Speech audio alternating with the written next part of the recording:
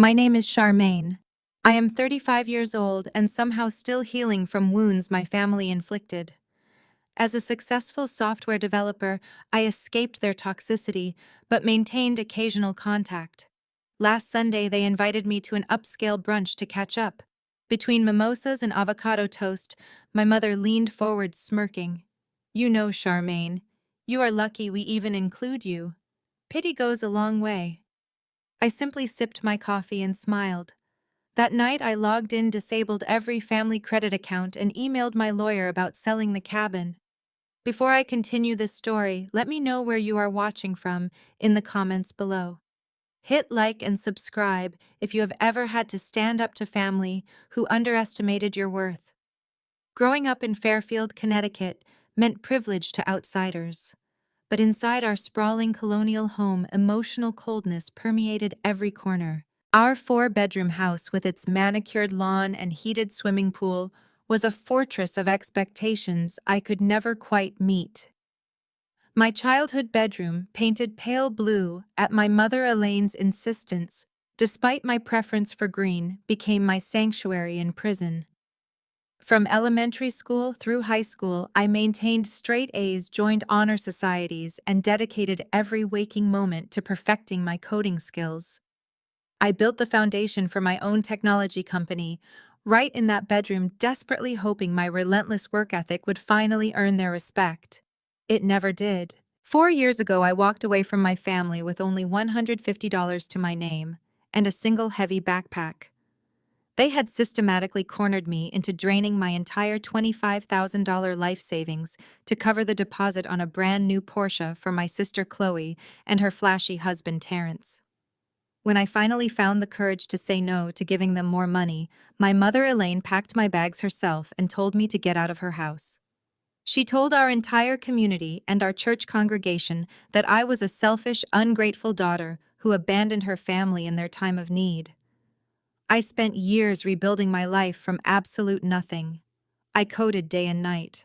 I launched a cybersecurity and crisis management firm that eventually secured massive corporate contracts. I stayed quiet. I stayed out of their way. But yesterday, that peaceful silence was permanently shattered. My sister Chloe finally decided to search my name online. She did not find the struggling freelance programmer she assumed I was. Instead, she found a major Forbes article listing me as one of the top female chief executive officers in the country, detailing my company's recent $90 million valuation. The reaction was immediate, explosive, and terrifyingly predictable. Chloe called my mother, crying uncontrollably. Then she called my father, then my brother. Within just 36 hours, I had 70 missed calls lighting up my personal phone. I was sitting in my corner office looking out through the floor-to-ceiling windows at the city skyline when I finally decided to listen to the voicemails. I pressed play on the very first message. My mother Elaine's voice filled the quiet room. Her tone wildly shifted between fake, desperate sobbing and vicious, entitled demands. "Charmaine, how dare you hide your massive success from us?" She screamed into the phone, her voice echoing with rage. "Your sister is stressed out of her mind. Terrence is losing his real estate firm and you are sitting on millions of dollars. You owe this family. Pick up the phone right now before I come down there and make you listen to me." I deleted the message without a second thought. I had barely taken a sip of my morning coffee when the intercom on my heavy oak desk buzzed loudly. It was Sarah, my front desk receptionist. Her voice was trembling with anxiety. She told me there were 2 women in the lobby, causing a massive scene, screaming at the security guards and demanding to see the owner of the company. I knew exactly who it was. I did not panic. I did not hide in my executive suite. I calmly stood up, smoothed out my tailored suit, and walked directly to the private elevator. As the doors opened to the ground floor, the chaotic sound of my mother's voice echoed off the pristine marble walls of the lobby. She was pointing her finger aggressively at my head of security, quoting Bible verses about honoring thy mother and father. Chloe stood right next to her, wearing a designer dress that I knew for a fact was purchased on one of the family credit cards I had just disabled the night before. The moment they saw me stepping out of the elevator, their fake outrage magically transformed into fake warmth. Chloe rushed forward with her arms wide open, putting on a grand theatrical show for the receptionists, the security team, and the several high-profile clients waiting in the lounge area. "Oh my goodness, look at you!" Chloe cheered loudly, making sure every single person in the room heard her voice. "My little sister, the big executive. We are so proud of you, Charmaine. We are family, and family always finds their way back to each other. Your company is so incredibly beautiful. I know you built all of this with the strong values our parents instilled in us." She reached out to hug me, but I took a firm step back, leaving her arms awkwardly suspended in the empty air. The temperature in the room seemed to instantly drop. The fake smile on Chloe's face twitched violently. My mother, Elaine, stepped forward, crossing her arms tightly across her chest, her eyes narrowing with familiar disdain. "Do not embarrass us in front of your employees, Charmaine," Elaine hissed quietly, though her sharp voice still carried across the silent lobby. "We are blood. We are your family. You have money now, and Terrence needs capital to save his business immediately. You are going to write us a check today, or we are going to tell every single news outlet in this city about how you selfishly abandoned your sick mother and your pregnant sister." I looked at them. I really looked at them. For 35 years, these two women had made me feel incredibly small, unworthy, and invisible. But standing there in the lobby of a building that I practically owned, they just looked pathetic. I did not raise my voice. I did not lose my temper. I simply used the cold, hard truth as my weapon. "Blood." I asked, my voice calm, steady, and loud enough for every single person in the lobby to hear perfectly. "Is that what you are calling it now? Is that what you called it 4 years ago, when you both cornered me in the kitchen and forced me to empty my $25,000 savings account? You took every penny I had to pay for Terrence's luxury car deposit, and when I asked for a repayment plan, you kicked me out into the winter rain with $150 in a backpack." Chloe's face turned completely pale. She looked around nervously as my employees and clients began whispering among themselves. Elaine's jaw dropped, her respectable church lady facade crumbling instantly. "Charmaine, keep your voice down right now," Elaine demanded, her face turning bright red with humiliation. "That is private family business." "No," I replied coldly, staring directly into my mother's eyes. "That is financial abuse and theft. And now that I am a millionaire, suddenly you want to play the loving family card. You do not get to claim my success when you actively tried to destroy my future. Furthermore, since you brought up money, you should probably know that I logged into the joint family accounts last night. I disabled all the credit cards I have been quietly paying off for the last 5 years. I also emailed my lawyer to finalize the sale of the lake cabin, which is legally in my name. You have zero access to my finances anymore." Chloe completely lost her mind. She lunged forward, pointing a manicured finger directly at my face. "You cannot do that!" she screamed, dropping all pretense of being the supportive, loving sister. "Terrence is going bankrupt. If you sell that cabin, we have absolutely nothing to borrow against. You are a selfish, evil person. We are your family. You owe us everything. I owe you exactly what you gave me when I had nothing." I stepped closer to her, making her back away in shock. "Absolutely nothing." I turned to my head of security. "Marcus, please escort these two individuals off the property immediately. If they refuse to leave, quietly call the police and press charges for trespassing." My mother began wailing a loud theatrical cry designed to garner sympathy, but nobody in the lobby was buying it. As Marcus and 2 other guards firmly guided them toward the revolving glass doors, Elaine shouted vicious curses at me, promising that God would punish me for my arrogance. Chloe was practically dragging her heels, screaming that she would sue me for everything I owned. I stood completely still, watching them get pushed out onto the busy city sidewalk. The heavy glass doors finally shut, cutting off the sound of their screaming. The lobby was entirely silent for a moment before the normal hum of business slowly resumed. I let out a long, steady breath, feeling an incredible weight lift off my shoulders. I had finally done it. I had stood up to them and severed the toxic tie. But just as I turned around to walk back to the elevator, my personal cell phone began to vibrate heavily in my jacket pocket. It was not a number I had saved, but I recognized the area code. I answered the call, pressing the phone to my ear. "Charmaine, please do not hang up." The voice on the other end was trembling, breathless, and desperate. It was Terrence, my brother-in-law. He was whispering frantically, and I could hear the terrifying sound of papers being thrown around and heavy boots stomping in the background. "What do you want, Terrence?" I asked sharply. "Your wife and mother were just dragged out of my building. Charmaine." "I do not care about the cabin or the credit cards right now," he pleaded, his voice cracking with genuine terror. "You run a cybersecurity firm. You know how to wipe servers. You know how to manage a massive digital crisis. Please, you have to help me right now. The FBI just kicked down the doors to my office. They are raiding my real estate firm. If you do not help me hide these digital files, I am going to federal prison." I let the heavy silence hang on the line for a full 10 seconds. I could hear Terrence breathing frantically, the sound of tearing paper and slamming desk drawers echoing loudly in the background.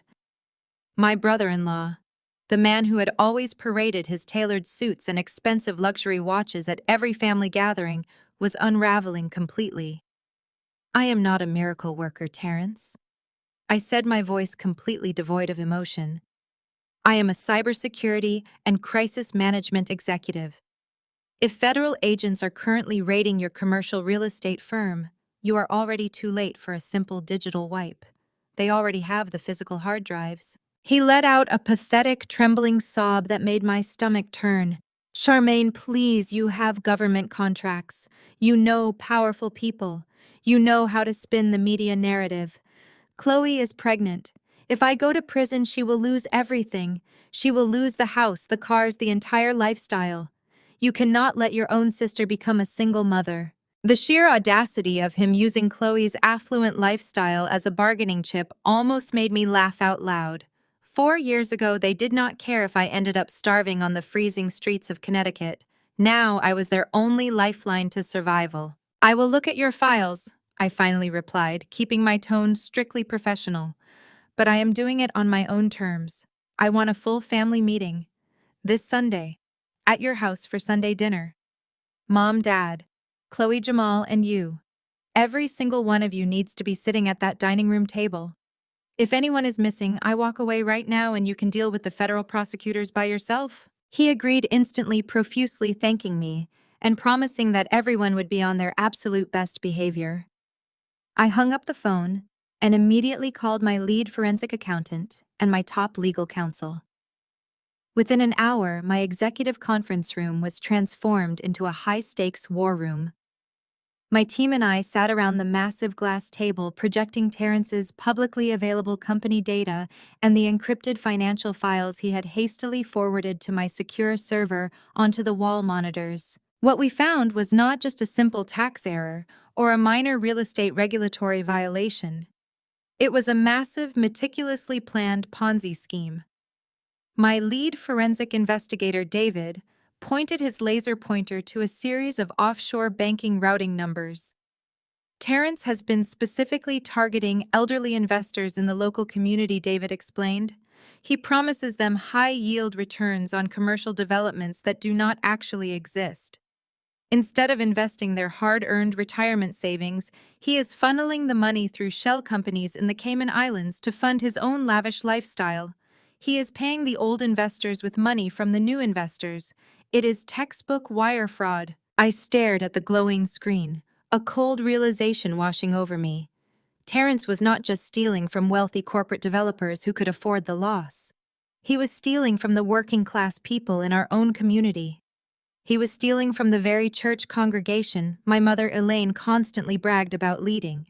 "What is his legal exposure level?" I asked my legal counsel, a sharp, unyielding attorney named Victoria. Victoria adjusted her glasses and looked at the data. "If the Federal Bureau of Investigation is already raiding his office, they have the paper trail. He is looking at 20 years in federal prison minimum. The only reason he is not in handcuffs right now is because they are likely building a sweeping federal indictment to catch his accomplices." I nodded slowly, formulating my strategy. I did not intend to save Terrence. I intended to gather every ounce of evidence necessary to protect myself and my own company from any collateral damage. More importantly, I was going to secure the ultimate leverage against the family that had tried to destroy me. I instructed my elite team to compile a comprehensive digital dossier of Terrence's fraudulent transactions. I wanted printed copies, digital backups, and legal affidavits ready to be deployed at a moment's notice. I was walking into the lion's den on Sunday, but I was bringing invisible heavy artillery. Sunday afternoon arrived with suffocating humidity. I pulled my black armored sport utility vehicle up to the towering wrought iron gates of Chloe and Terrence's sprawling suburban McMansion. The house was a ridiculous monument to their fake wealth.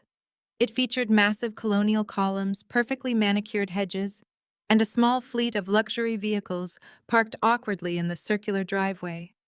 I walked up the marble front steps, tightly holding a sleek leather briefcase containing the damning documents my team had prepared.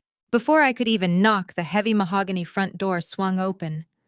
My entire family was standing in the grand foyer wearing wide plastic smiles. The intense hostility from the lobby incident just 2 days prior had miraculously vanished, replaced by an unsettling forced warmth. Charmaine, my beautiful sister Chloe, squealed, rushing forward to hug me. She was wearing a loose, expensive silk dress, gently resting her manicured hand on her slightly protruding stomach to emphasize her pregnancy.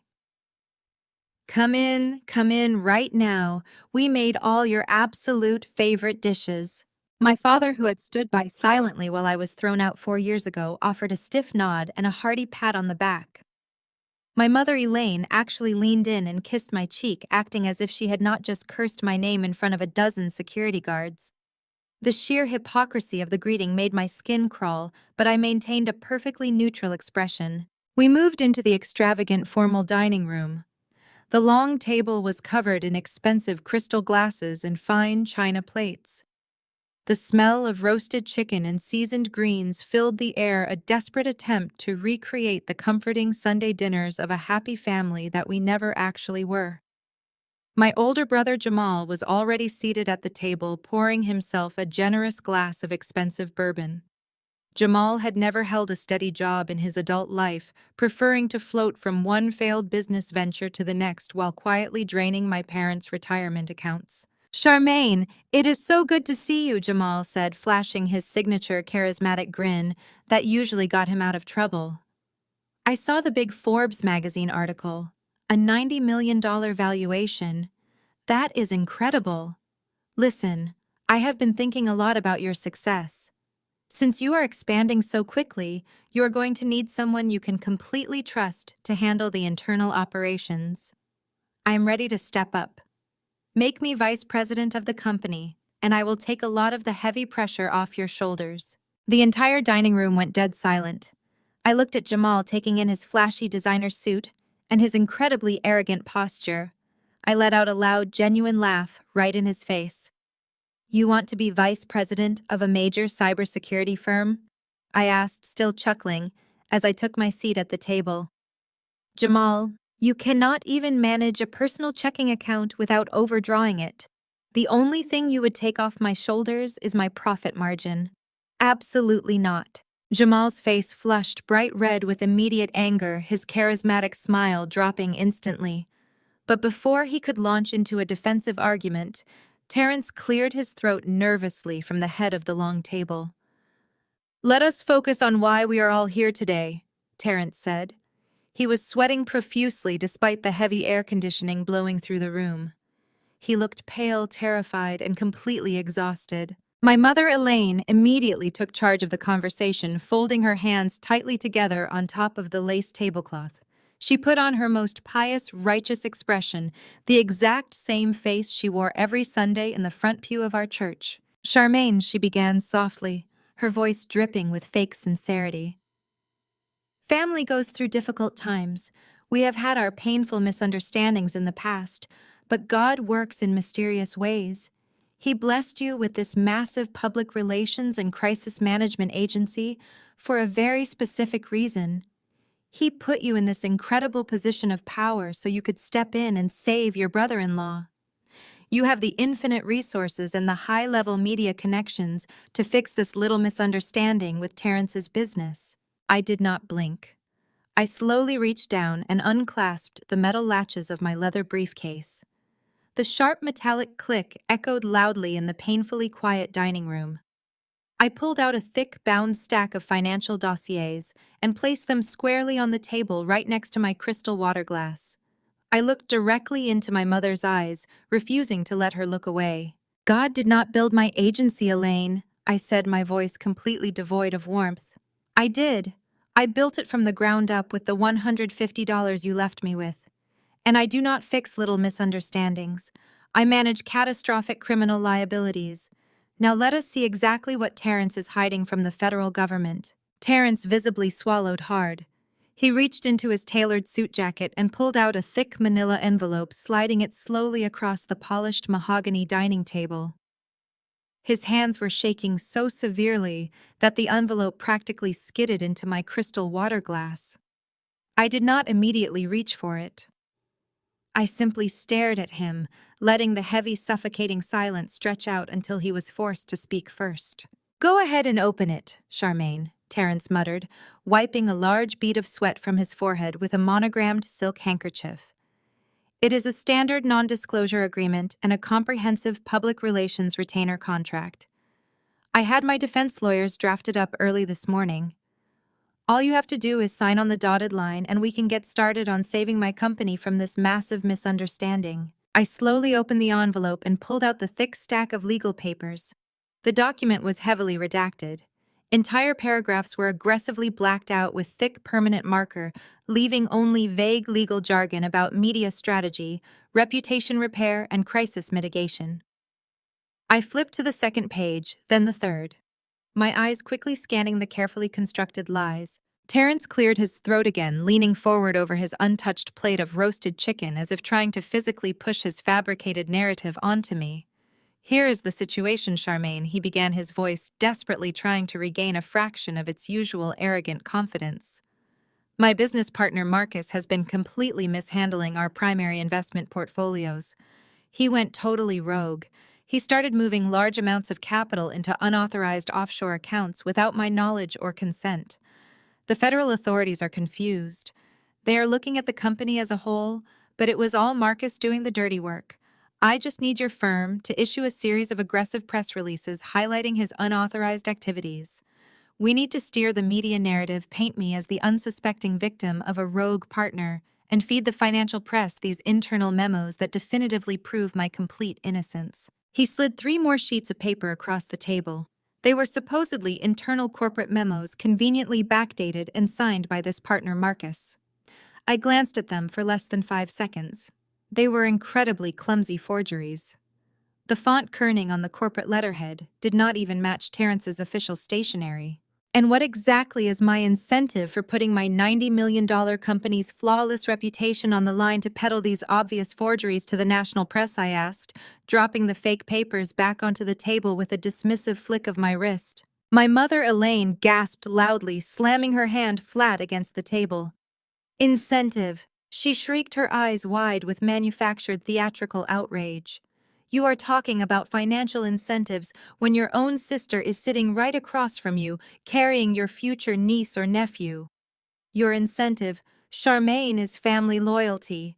It is the basic human decency that your father and I tried so desperately to instill in you since you were a little girl. You should be down on your knees thanking God that you are even in a position to help us after the disgraceful way you behaved 4 years ago." I turned my cold gaze directly to my mother. "The way I behaved 4 years ago?" I asked smoothly. "You mean when I refused to be driven into total bankruptcy just to fund a luxury sports car for Terrence?" Elaine waved her manicured hand dismissively, scoffing loudly. "You always dramatize everything, Charmaine. We simply asked for a temporary loan, and you threw a massive childish tantrum and ran away. We were terrified for you. We prayed for you every single Sunday at church. Now you come back into our home sitting there acting high and mighty, demanding incentives to save your own flesh and blood from absolute ruin. It is frankly disgusting." Jamal leaned back in his dining chair, casually swirling the expensive amber bourbon in his glass. Listen to Mom Charmaine, he chimed in, his voice dripping with unbearable condescension. You got lucky in the tech world. Good for you. But do not forget where you came from. Terrence is a highly respected businessman. He provides for this family. You throw out a couple of press releases, call in some favors with your journalist friends, and make this Marcus guy take the fall. It is basically a few hours of typing for you. Stop being so incredibly selfish and just do your job.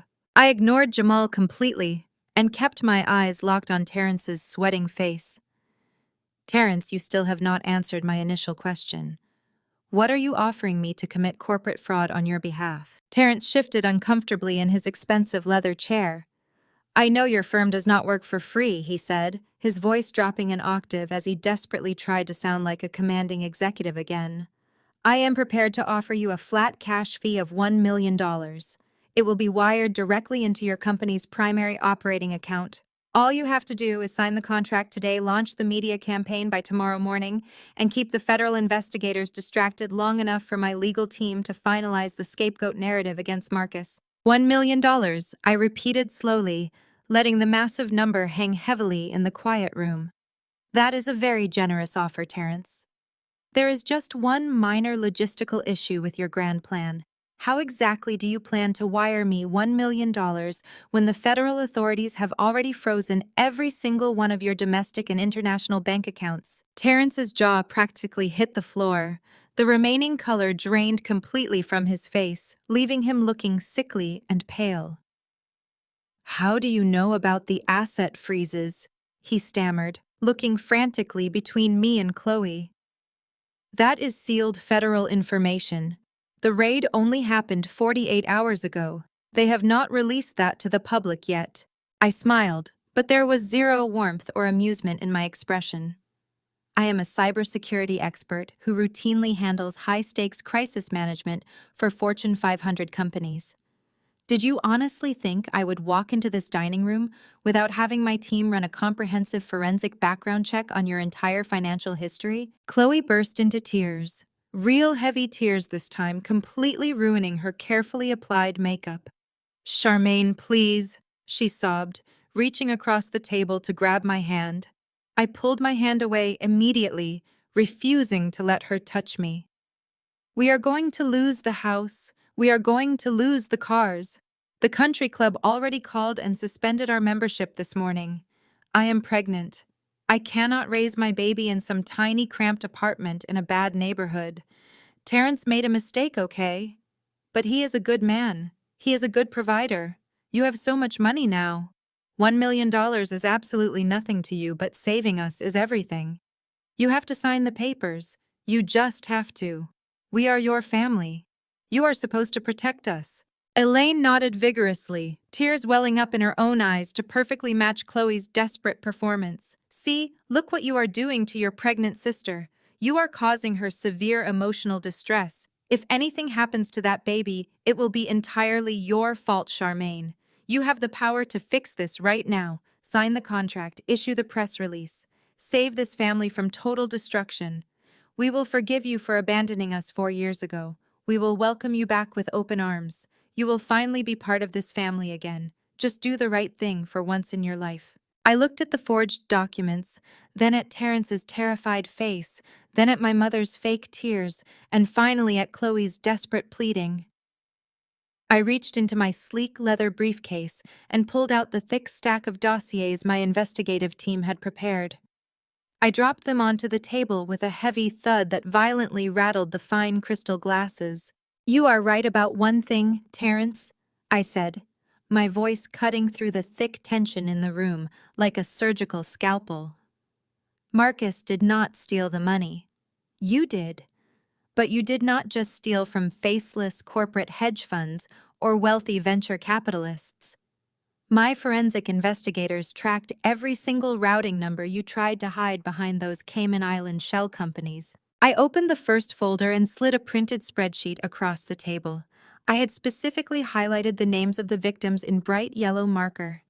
Do you want to explain to your lovely wife why her luxurious lifestyle is heavily funded by the stolen retirement accounts of elderly Black people in our own community? I asked, my voice rising in volume for the first time.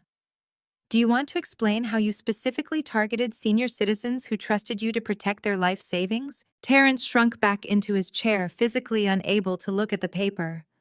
Jamal stopped drinking his bourbon, his eyes darting nervously toward the documents. I pulled out another sheet of paper and slid it directly in front of my mother. And Elaine, since you are so incredibly concerned with morality and righteousness, perhaps you can explain this specific transaction. This is a direct wire transfer of $85,000 from the Widow and Orphan Charity Fund at your own church. The exact same church where you proudly sit on the executive board. Terrence drained that account 3 weeks ago to pay the overdue mortgage on this ridiculous house. Your son-in-law is not a struggling businessman who made a simple mistake. He is a vicious financial predator, and he is going to federal prison for a very long time. I am not signing a single piece of paper to help him, and I am certainly not putting my own company in the crosshairs of a federal indictment to save any of you. My father, Derek, who had remained entirely silent up until this point, suddenly slammed his fist down hard on the table. The porcelain plates jumped. "Charmaine, that is quite enough," he roared, his face turning a deep, angry shade of purple. "I will not sit here and listen to you disrespect this family in this house. You will lower your voice immediately." I turned my head slowly, locking eyes with my father. "Disrespect the family," I repeated. "He stole from Widow's dad. He stole from the church." "I do not care what the paperwork says," Derek interrupted, pointing a stern, trembling finger directly at my face. "You do not air private family business out in the open, and you certainly do not abandon your blood when they are backed into a corner. We have a pristine reputation in this community. We have a respected name to protect. If Terrence goes down, the massive scandal will ruin all of us. It will completely destroy your mother's standing at the church. It will ruin Jamal's business prospects. You have the immense power to make this go away quietly. You will sign that contract and you will protect the family name just like you were raised to do." I let out a harsh, bitter laugh, shaking my head at the absolute delusion radiating from my father. "Protect the family name?" I asked, standing up from my chair and buttoning my suit jacket. "The family name is already destroyed. The federal government has everything. I am leaving." Before I could even take a single step toward the dining room exit, Chloe's demeanor completely shifted. The desperate, crying pregnant woman vanished instantly, replaced by the vicious, calculating sister I had known my entire life. She reached under the table and pulled out a thick legal envelope, slamming it down hard right on top of my investigative dossiers. "You are not going anywhere, Charmaine," Chloe threatened, her voice dropping into a cold, menacing sneer. "That right there is a formal legal notice. I filed a strict court injunction against you this morning regarding Grandma's estate." I paused, looking down at the legal envelope. "What are you talking about?" I asked cautiously. "I am telling the judge that you maliciously manipulated Grandma's will 4 years ago when her mind was failing," Chloe declared with a wicked, triumphant smile. "I am claiming you coerced her into leaving you that huge property. If you do not sit down right now and sign Terrence's public relations contract to save my husband, I swear to God I will drag you through a brutal public civil trial. I will tie up your precious assets in court for years, and I will make absolutely sure you lose that house. You either save my family today, or I destroy everything you have built." I stared at the thick legal envelope Chloe had just slammed onto the table. The sheer audacity of her threat hung in the air, mixing with the scent of the untouched roasted chicken. I did not scream. I did not flinch.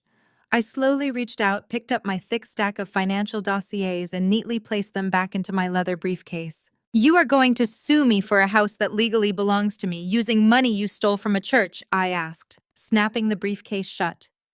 "Good luck finding a lawyer who will take that case on contingency, Chloe, because by tomorrow you will not even have the cash to buy a cup of coffee." I turned my back on all of them. My mother shouted my name, but I did not stop walking. I walked straight out the front door, got into my vehicle, and drove away from that suffocating McMansion. I thought I had the upper hand. I thought my absolute refusal to participate in their fraud would be the end of it. I underestimated just how vicious a desperate family could be. At 6 o'clock the next morning, my phone started ringing incessantly. I was already at the gym running on the treadmill trying to clear my head. I ignored the first 3 calls from my head of public relations, but when my lead corporate attorney, Victoria, called back to back, I knew something was horribly wrong. I answered the phone, wiping sweat from my forehead. "Charmaine, you need to get to the office right now," Victoria said, her voice completely devoid of its usual calm demeanor. "We have a massive situation. Check your email. I just sent you a link to the Atlanta Observer." The Atlanta Observer was the most notorious digital gossip and news blog in the city. They were famous for destroying the reputations of high-profile executives, politicians, and socialites with anonymous tips that were almost always legally actionable but culturally devastating. I opened the link on my phone. The headline made my blood run completely cold. Tech CEO Charmaine built $90 million empire on stolen family wealth and elder abuse. The article was entirely a work of fiction, but it was written with just enough specific twisted details to sound credible to the general public. The anonymous source, who was incredibly obviously my sister Chloe, claimed that my startup capital was illegally funneled from my grandmother's estate against her dying wishes. The article falsely stated that I had manipulated a dementia-ridden old woman into signing over her assets, completely leaving my struggling, hard-working family in the dust. The piece even included a carefully cropped, blurry photograph of me yelling at my mother in my office lobby from 2 days ago, painting me as a ruthless, abusive daughter who hated her own family. By the time I arrived at my glass-walled corner office, the situation had escalated from a minor nuisance to a full-blown corporate crisis. My assistant Sarah was frantically managing a dozen blinking lines on the main switchboard. 3 of our largest corporate clients had already called to express their extreme concern. In the world of crisis management and public relations, your own reputation must be completely bulletproof. You cannot effectively manage a scandal for a Fortune 500 company when your own name is trending on social media alongside the words elder abuse and fraud. I sat at my heavy oak desk staring at the rapidly refreshing analytics on my monitor. The article was gaining massive traction. People love a spectacular downfall, especially when it involves a wealthy, independent Black woman. The comments section was already filled with strangers calling me a monster, demanding that my corporate partners drop my firm immediately. Victoria burst into my office carrying a thick stack of printed documents. "We need to issue a cease and desist immediately," she ordered, pacing across the room. "We can file a defamation lawsuit against the blog and against your sister by noon. We have the actual financial records. We can prove every single word in that article is a malicious lie." "No," I said quietly, leaning back in my leather executive chair. Victoria stopped pacing and stared at me. "Charmaine, you are bleeding credibility right now. We have 2 major tech clients threatening to pause their retainer contracts until this blows over. If we do not aggressively control this narrative today, your valuation is going to take a massive hit." I said no, Victoria. I repeated, my voice steady and cold. "If we sue them right now, it becomes a messy, protracted legal battle. It turns into a he said, she said family drama that the media will drag out for months. I do not want to fight my sister in civil court for the next 3 years. I want to end her entirely. Let the articles stay up. Let them think they have successfully backed me into a corner. Prepare the real financial documents, the ones proving Terrence's federal fraud. Have them ready for distribution." Just as Victoria nodded and walked out of my office, the intercom buzzed. It was Sarah. Her voice was hesitant. "Charmaine, your father is downstairs in the lobby. He is alone. He says he desperately needs to speak with you. He is begging, actually." "Send him up," I commanded. 5 minutes later, my father Derek walked into my office. He looked as though he had aged 10 years overnight. His usually perfect posture was completely gone. He was slouching, his expensive suit looked wrinkled, and his hands were trembling slightly. He did not look like the proud, arrogant man who had demanded I lower my voice at the dining room table yesterday. He looked like a broken, terrified old man. He sat down heavily in the leather guest chair across from my desk. "Charmaine, I saw the article," he began, his voice barely above a whisper. "I told Chloe not to do it. I told her it was a terrible idea to provoke you, but she is completely out of her mind with panic. She thinks if she destroys your company, you will be forced to sell the cabin and sign Terrence's contract just to get the cash to save yourself. I looked at him with absolute disgust. So, you came here to apologize for her, I asked sharply. Or did you come here to threaten me again about protecting the precious family name? Neither. Derek sighed, looking down at his trembling hands. I came here to beg you. Please, Charmaine, I am begging you on my knees. Just give Chloe the deed to the cabin. Sign the public relations contract. Blame Terrence's business partner. Just do whatever it takes to keep the federal agents away from Terrence. I leaned forward, resting my elbows on the cool glass of my desk. Why do you care so much, Dad? I demanded, my eyes locking onto his. You have never liked Terrence. You always thought he was a flashy, arrogant fool. Why are you suddenly willing to let Chloe destroy my entire life just to keep him out of prison? He swallowed hard, refusing to meet my gaze. He is your sister's husband. He is the father of my future grandchild. Stop lying to me, I snapped, hitting my hand flat against the desk. I read Terrence's financial files. I saw the massive holes in his operating capital.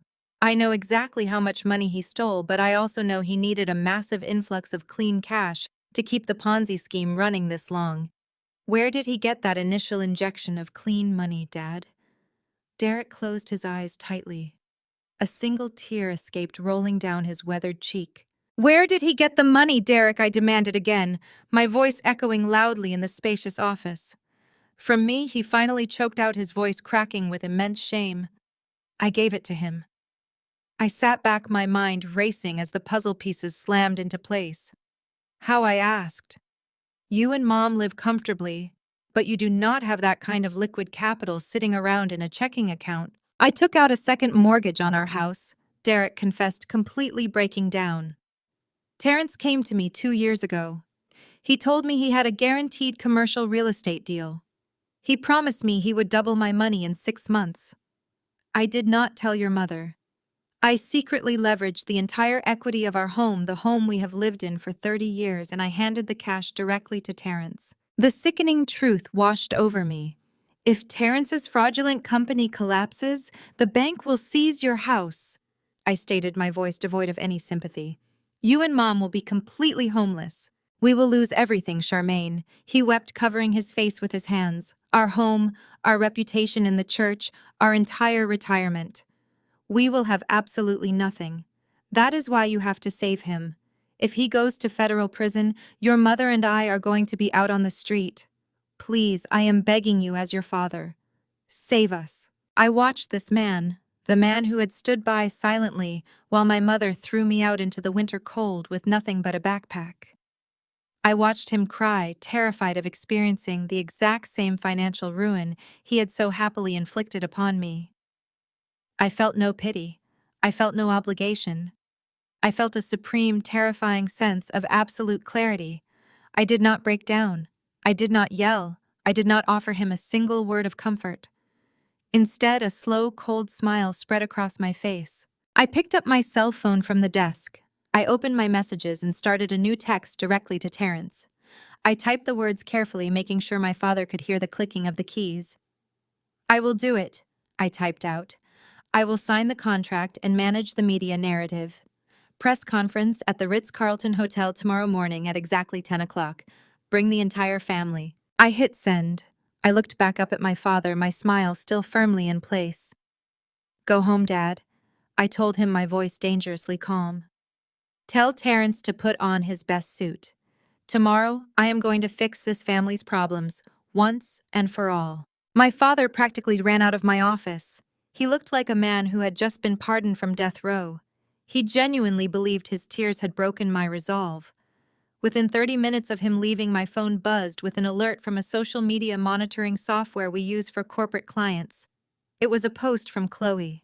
She had uploaded a picture of a pristine, heavily filtered nursery with the caption, "God always protects the righteous, and family always comes through in the end." A minor setback is just a setup for a major comeback. I did not feel angry looking at her smug, arrogant post. I felt absolute icy focus. I locked the heavy glass door to my executive suite and called Victoria back into the room. I told her to scrap the cease and desist letters completely. I was not going to write a single word of a public relations statement to defend Terrence. I was not going to negotiate with financial terrorists who shared my last name. Instead, we were going to build an inescapable legal cage. David, my lead forensic accountant, walked in carrying 3 heavily encrypted laptops. For the next 12 hours, my corner office operated like a high-level federal command center. I had my cybersecurity team trace the exact origin of the anonymous tip sent to the Atlanta Observer gossip blog. It took my experts less than 20 minutes to pull the digital footprint. The IP address was registered directly to Chloe's personal smartphone. I had Victoria draft a sworn legal affidavit, confirming the origin of the defamation, completely locking Chloe into a federal perjury trap if she ever tried to deny her involvement under oath. But the defamation lawsuit was just the appetizer. I needed the absolute killing blow. I instructed David to dig deeper into the county property records regarding my grandmother's estate, the exact same house Chloe had threatened to sue me over at the dinner table. Chloe was entirely convinced she had massive legal leverage, but she was too remarkably stupid to realize Terrence had already destroyed her safety net. Months ago, my proprietary property management software had flagged a massive default on a commercial loan linked directly to Terrence's firm. He had secretly used the deed to my grandmother's house as collateral for a short-term cash injection to keep his Ponzi scheme afloat, forging the family trust signatures to bypass me. When his fraudulent company began running out of fresh cash, the bank quietly foreclosed on the historic property. Terrence had hidden the brutal foreclosure notices from Chloe and my parents, terrified of the fallout. 4 weeks ago, before the FBI raid even happened, that beautiful house went up for a quiet commercial foreclosure auction. I bought it. I used an anonymous corporate shell company based in Delaware to purchase the property in full with clean cash. Chloe was threatening to sue me for a house she thought she still had a rightful claim to, completely unaware that I was already her legal landlord. I had Victoria print out the final notarized deed of ownership. I placed it carefully inside a sleek black presentation folder. Next, I had to ensure Terrence could not just walk out of the hotel and flee the jurisdiction after the press conference. Managing a massive corporate crisis sometimes means working directly with federal authorities to isolate the liability. I used my encrypted line to contact a senior investigator at the white-collar crime division of the FBI. I did not ask for a favor. I offered them a fully wrapped, meticulously documented gift. I provided the lead federal investigator with a secure cloud link containing Terrence's offshore routing numbers, the forged internal documents he tried to force me to sign, and the exact time and location of the press conference. I explicitly told the federal agents that Terrence would be openly confessing to financial crimes in a public venue at 10:30 the next morning. The agent on the phone was stunned by the magnitude of evidence I handed over. They promised to have a tactical team waiting in the wings. By midnight, my preparation was flawless. I contacted the events manager at the Ritz-Carlton and booked their largest grand ballroom using my corporate platinum account. I hired an independent, highly vetted audiovisual team to set up a massive high-definition LED screen directly behind the main speaking podium. I gave the technical director strict, non-negotiable instructions that all media inputs were to be routed exclusively through my personal encrypted tablet. No one else, absolutely no one, would have control over what was projected on that massive screen. I was locking every single door, window, and legal escape route. When the trap finally sprang shut, my family would have absolutely nowhere to run. The next morning, the Atlanta air was thick with humidity and electric anticipation. I arrived at the Ritz-Carlton at 9 o'clock sharp, wearing a tailored charcoal suit that felt like modern armor. The grand ballroom was already packed to maximum capacity. Because of the viral gossip article Chloe had intentionally planted, the local press was incredibly hungry for a messy family scandal. but I had also anonymously invited top financial reporters from major national networks, promising them an unprecedented exclusive look into a massive federal fraud case. The sprawling room buzzed with the chaotic energy of flashing cameras, murmuring reporters checking their audio equipment, and the harsh, bright glare of television broadcasting lighting. At exactly 9:45, my family made their grand entrance. They looked like untouchable royalty arriving at a majestic coronation. They had clearly spent the entire night celebrating their perceived victory over my boundaries. Terrence was wearing a custom navy blue suit, his hair perfectly styled, looking every bit the confident, wealthy executive who had just successfully bought his way out of prison. Chloe walked closely beside him, clutching his arm affectionately for the cameras. She had chosen a soft, cream-colored maternity dress, playing the role of the innocent, devoted, and highly stressed pregnant wife to absolute perfection. My mother, Elaine, and my father, Derek, walked right behind them, practically glowing with immense pride and overwhelming relief. Elaine was wearing her most expensive Sunday church hat and a heavy pearl necklace, waving politely to the local journalists as if she were a beloved celebrity on a Hollywood red carpet. Jamal swaggered in last, wearing dark designer sunglasses indoors, looking around the opulent ballroom as if he owned the entire hotel franchise. They confidently took their reserved seats in the very front row, completely oblivious to the fact that they were sitting proudly in the front row of their own public execution. At 10 o'clock on the dot, the heavy wooden doors of the ballroom were firmly closed and locked by my private security team. The low murmur of the press instantly quieted down, replaced by the rapid clicking of camera shutters. Terrence stepped confidently up to the wooden podium, adjusting the dual microphones with practiced arrogant ease. He looked out at the sea of eager reporters, took a deep, highly dramatic breath, and began his carefully rehearsed performance. "Ladies and gentlemen of the press," Terrence started, his voice projecting a perfect, sickening blend of authority and manufactured sorrow. "I stand before you today to address the malicious, completely unfounded rumors surrounding my commercial real estate firm. Yesterday, federal agents visited my offices regarding a gross misappropriation of investor funds. I am entirely heartbroken to announce that my longtime business partner Marcus has deeply betrayed my trust and the sacred trust of our loyal investors. He orchestrated a shadow financial scheme completely without my knowledge or consent." Terrence paused perfectly, on cue, wiping a completely fake tear from his eye. Chloe reached out from the front row, softly squeezing his hand in a sickening display of rehearsed marital solidarity. Elaine nodded vigorously, looking around aggressively at the reporters to make sure they were accurately documenting her son-in-law's immense bravery. "We are fully cooperating with the authorities to bring Marcus to justice." Terrence continued, his voice growing much stronger, full of false triumph and arrogance. "And to ensure complete corporate transparency, my family has retained the absolute best crisis management firm in the entire country. Family stands by family in times of crisis. It is my profound honor to introduce my brilliant sister-in-law, the Chief Executive Officer, who will now present the definitive, undeniable evidence that will clear my name entirely." The massive room erupted in a blinding flurry of camera flashes. Terrence stepped back from the microphones, gesturing grandly toward the side stage, with a smug, victorious grin plastered across his face. I stood up from my leather chair in the shadows. I did not carry the forged corporate memos he had given me. I did not carry a carefully written public relations statement. I walked slowly and deliberately up the carpeted steps to the podium, looking completely unfazed by the blinding media lights. I stepped up to the microphone, holding nothing but a single silver flash drive. I looked out at the sea of eager reporters, their camera lenses reflecting the harsh ballroom lights. Then I slowly shifted my gaze to the front row where my family sat, bathed in their own manufactured glory.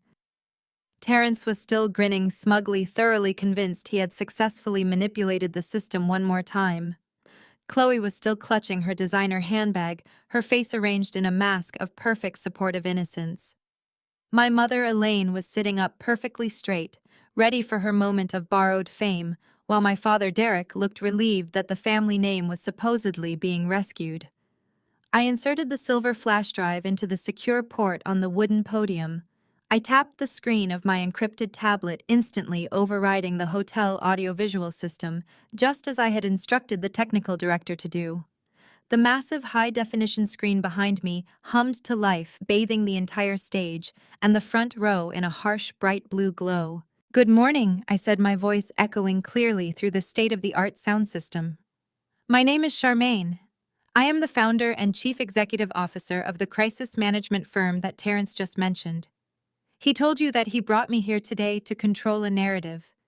He told you that family stands by family in times of crisis. He was partially correct. I am indeed here to manage a massive corporate crisis, but I am not here to manage his." The murmurs in the ballroom stopped instantly. The silence was so absolute that I could hear the faint hum of the air conditioning vents overhead. Every single reporter lowered their notepad. The camera operators stopped adjusting their lenses. In the front row, Terrence's confident grin froze, slowly morphing into a mask of total confusion. Chloe dropped Terrence's hand, her carefully practiced, supportive smile faltering. I tapped my tablet again. The massive screen behind me flashed, displaying a highly detailed, incredibly complex financial spreadsheet.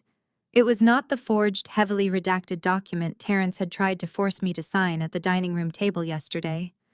It was the unedited raw ledger from his own highly secure internal servers, complete with digital timestamps and authorizing signatures. For the past 48 hours, my elite forensic accounting team has been conducting an independent deep dive investigation into the financial collapse of this commercial real estate firm, I announced, projecting my voice to the very back of the packed room. Terrence just stood up here and publicly blamed his business partner Marcus for a gross misappropriation of funds.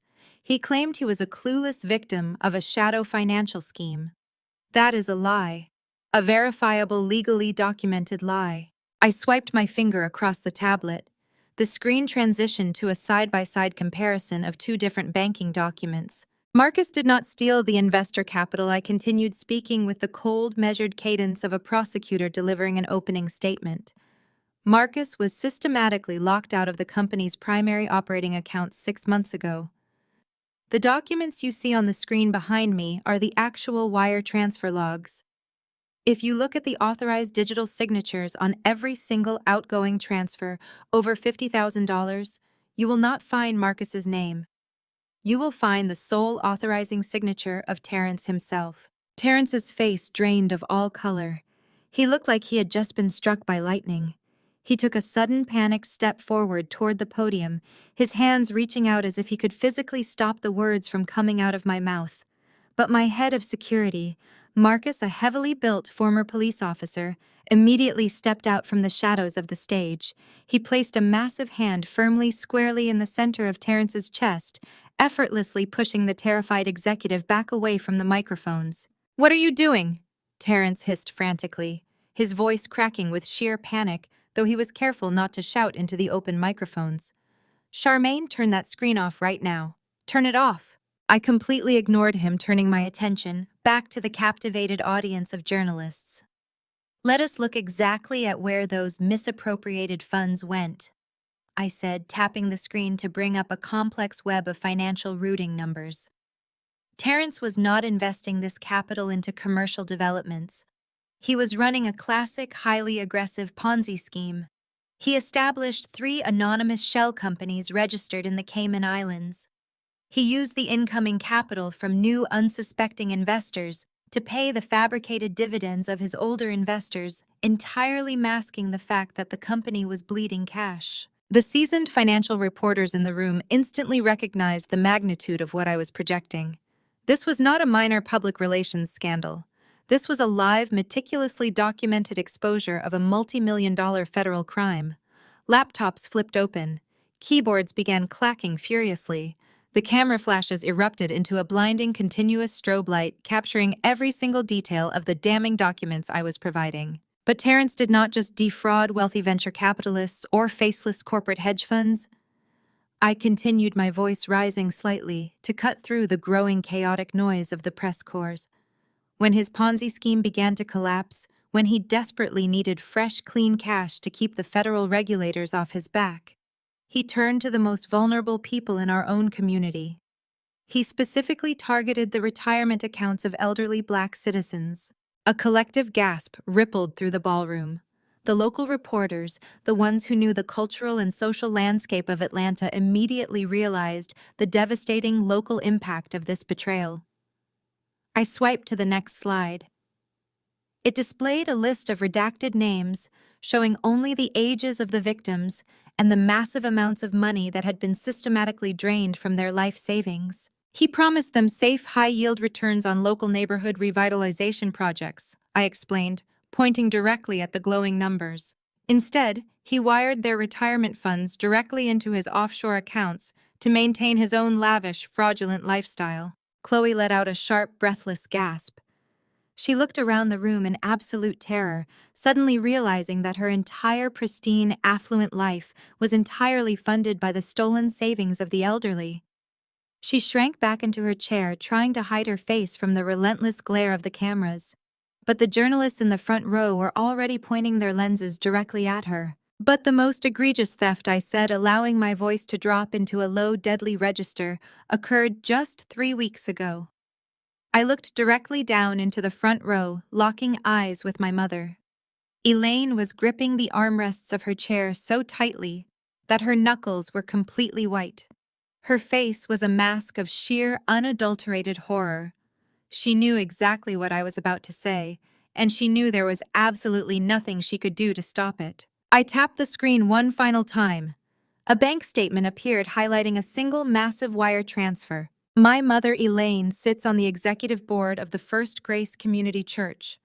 I stated clearly, watching Elaine flinch violently at the mention of her sacred institution. It is a cornerstone of our community. For decades, that church has maintained a specific charity fund dedicated to supporting widows and orphans. It pays for emergency medical bills, winter heating costs, and food for families who have absolutely nothing. 3 weeks ago, Terrence accessed that specific charity account. He wired $85,000 of church donation money directly to a private escrow company to cover the overdue mortgage on his own luxury suburban estate. The ballroom absolutely exploded. The remaining shred of decorum shattered instantly. Reporters jumped to their feet, shouting questions at the top of their lungs, completely abandoning professional courtesy in a desperate race to get the story. Is this information currently in the hands of federal prosecutors? A reporter from a national financial network screamed over the noise. Did his wife know about the stolen church funds? A local news anchor shouted, pointing a microphone aggressively toward a cowering Chloe. Elaine looked as though she was going to physically vomit. Her perfect, respectable church lady facade, the pristine image she had spent 35 years viciously protecting and demanding. I bowed down to disintegrate it into dust on live television. The social death she had always feared was happening right in front of her eyes. She put her hands over her face, completely unable to look at the angry, disgusted faces of the local reporters who were now aggressively questioning her complicity. Derek sat frozen beside her, paralyzed by the sudden, violent destruction of his family's reputation. Terrence was hyperventilating. He looked wildly around the room, trapped like a rat in a burning building.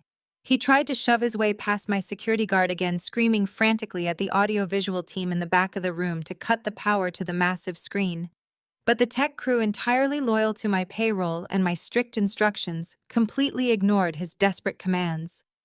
The Cayman Island bank statements and the church wire transfers remained brilliantly illuminated for every single camera in the room to record. I stood calmly at the podium, a fortress of absolute composure, amidst the raging hurricane I had just unleashed. I did not raise my voice over the shouting reporters.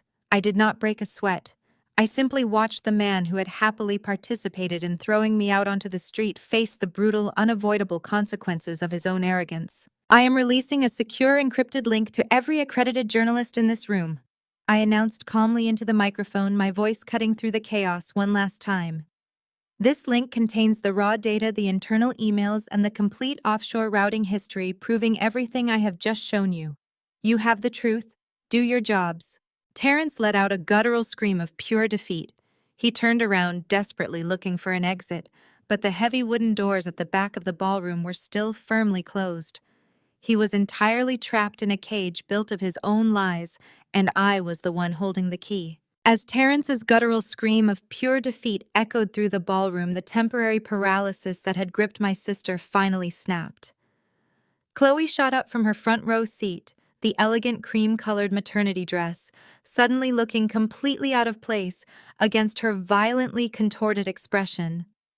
Her carefully practiced facade of the supportive, wealthy wife was entirely gone. In its place was a desperate, cornered animal. She spun around, pointing a shaking, manicured finger toward the back of the massive room where the technical crew was stationed. "Turn that screen off right this second!" Chloe shrieked, her voice cracking hysterically over the chaotic roar of the press corps. "I will sue this entire hotel. I will have all of your jobs.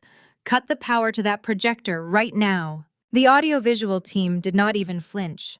They stood behind their heavy mixing boards, their arms crossed, looking directly at me for their orders. The brilliantly illuminated bank statements detailing Terrence's massive federal fraud continued to glow brightly against the back wall, immortalized by 100 flashing camera lenses. Realizing that her demands were completely powerless, Chloe turned her vicious rage directly toward me. She hiked up the skirt of her expensive silk dress and aggressively stomped up the carpeted stairs to the podium. "You jealous, lying monster!" she screamed, stepping right into the harsh glare of the stage lights. She tried to physically shove me away from the microphones, but my security guard Marcus immediately stepped between us. He did not touch her, but his massive frame was an impenetrable wall that forced her to step back. Unable to physically attack me, Chloe grabbed the secondary microphone on the podium, gripping it so tightly her knuckles turned white. She looked out at the frenzy of reporters, her eyes wide and manic, desperately trying to wrestle back control of the public narrative. "Do not listen to a single word this bitter woman says," Chloe shouted into the microphone, her breath hitching with dramatic forced sobs. "Her name is Charmaine, and she is my estranged sister. She is a deeply disturbed, vindictive person who has spent the last 4 years plotting against our family because she is incredibly jealous of our success. These documents are entirely fabricated. She runs a cybersecurity firm. She knows how to manipulate digital files and forge bank statements. This is nothing but a malicious smear campaign." The reporters did not stop taking pictures, but a few of them paused their frantic typing to listen to her desperate spin. Chloe saw this tiny sliver of hesitation and immediately doubled down, deciding to play what she believed was her ultimate trump card. "She is doing this because she is completely terrified," Chloe continued, her voice echoing loudly across the grand ballroom. "Just yesterday morning, I filed a strict legal injunction against her in state court. She stole our late grandmother's entire estate. When my grandmother's mind was failing from severe dementia, Charmaine secretly manipulated her into signing over a historic multi-million-dollar property. She committed gross elder abuse, and now that my husband and I are finally bringing her to justice, she is staging this ridiculous media stunt to destroy my husband's immaculate corporate reputation." A loud murmur rippled through the crowd of journalists. Elder abuse and stolen family inheritance were explosive allegations that perfectly matched the anonymous gossip article published that very morning. My mother, Elaine, who was still sitting frozen in the front row, nodded her head frantically, desperately, trying to validate Chloe's wild accusations. My father, Derek, looked down at his shoes, unable to watch the spectacular train wreck unfolding on the stage. "You are a complete fraud, Charmaine," Chloe sneered, turning away from the crowd to glare at me with absolute, unadulterated hatred. "You thought you could come in here and ruin my husband with fake spreadsheets. You thought you could distract the press from the fact that you stole a house from a dying old woman. You are going to lose everything. You are going to lose your company, your reputation, and I promise you, I am taking back that house." Chloe stood there, breathing heavily into the microphone, thoroughly convinced she had just masterfully saved her family from federal ruin. She thought she had successfully flipped the script, painting me as the true villain of the story. Terrence looked up at her from the floor, his face pale and dripping with sweat, silently pleading with her to stop talking. But Chloe was too blinded by her own manufactured arrogance to notice her husband's absolute terror. I waited for her chest to stop heaving. I waited for the murmurs in the crowd to settle down into a tense, heavy silence. I looked at my sister, feeling a profound sense of closure. She had just publicly dug her own grave on national television. I reached down and calmly picked up the sleek black presentation folder I had brought with me. I unclasped it and pulled out a single heavily stamped legal document. I did not yell. I did not match her frantic energy. I simply leaned into my microphone and let the cold, undeniable truth shatter her entire world. "You want to sue me for Grandma's house, Chloe?" I asked, my voice deadly calm, slicing through the heavy air of the ballroom. The reporters instantly leaned forward, hanging on my every word. "Are you talking about the beautiful historic colonial property that our grandmother left to me in her legally verified ironclad will?" "Yes, I am," Chloe spat back defiantly, "and the judge is going to hand it right back to me." I slowly shook my head, projecting a look of profound pity that I knew would infuriate her. "You cannot sue me for a house that your own husband already lost to the bank, Chloe." Chloe froze. The defiant sneer melted off her face, replaced by total confusion. "What are you talking about?" she whispered, genuinely bewildered. I held up the legal document for the cameras to see. 6 months ago, when Terrence's massive Ponzi scheme began running out of fresh cash, he desperately needed collateral to secure a short-term commercial loan. But all of his own assets were already secretly leveraged, so he forged the family trust signatures. He used the deed to our grandmother's house, the house you are currently living in, as collateral for a massive high-interest loan from a private lender. Chloe turned her head slowly, looking down at Terrence. Terrence could not meet her eyes. He dropped his head into his hands, letting out a pathetic, quiet whimper. "No," Chloe gasped, her voice barely audible over the sudden clicking of the cameras. "No, you are lying. We own that house." "You own absolutely nothing," I stated, my voice echoing relentlessly. "Terrence defaulted on that loan 4 months ago. He hid the notices from you. He hid the warnings. The private lender quietly foreclosed on the historic property before the federal raid even happened. The house went up for a private commercial foreclosure auction just 4 weeks ago." Chloe started shaking violently. She dropped the microphone, her hands flying up to cover her mouth. "And because I refused to let this family's toxic legacy destroy something my grandmother worked so hard to build, I bought it. I declared, holding the deed high. I used an anonymous corporate shell company registered in Delaware to purchase the property in full with clean cash. I am the sole legal owner of the estate." I turned my head and looked directly into my sister's terrified, tear-filled eyes. "You are not bringing me to justice, Chloe. You are attempting to sue your own landlord. And as your legal landlord, I find your husband's criminal activities to be a gross violation of your lease agreement." A collective gasp erupted from the press corps.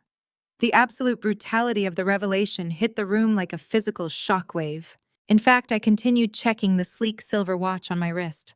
I had my property management team wait until exactly 10:30 this morning. "At this very moment, a formal 30-day eviction notice is being nailed to your custom mahogany front door.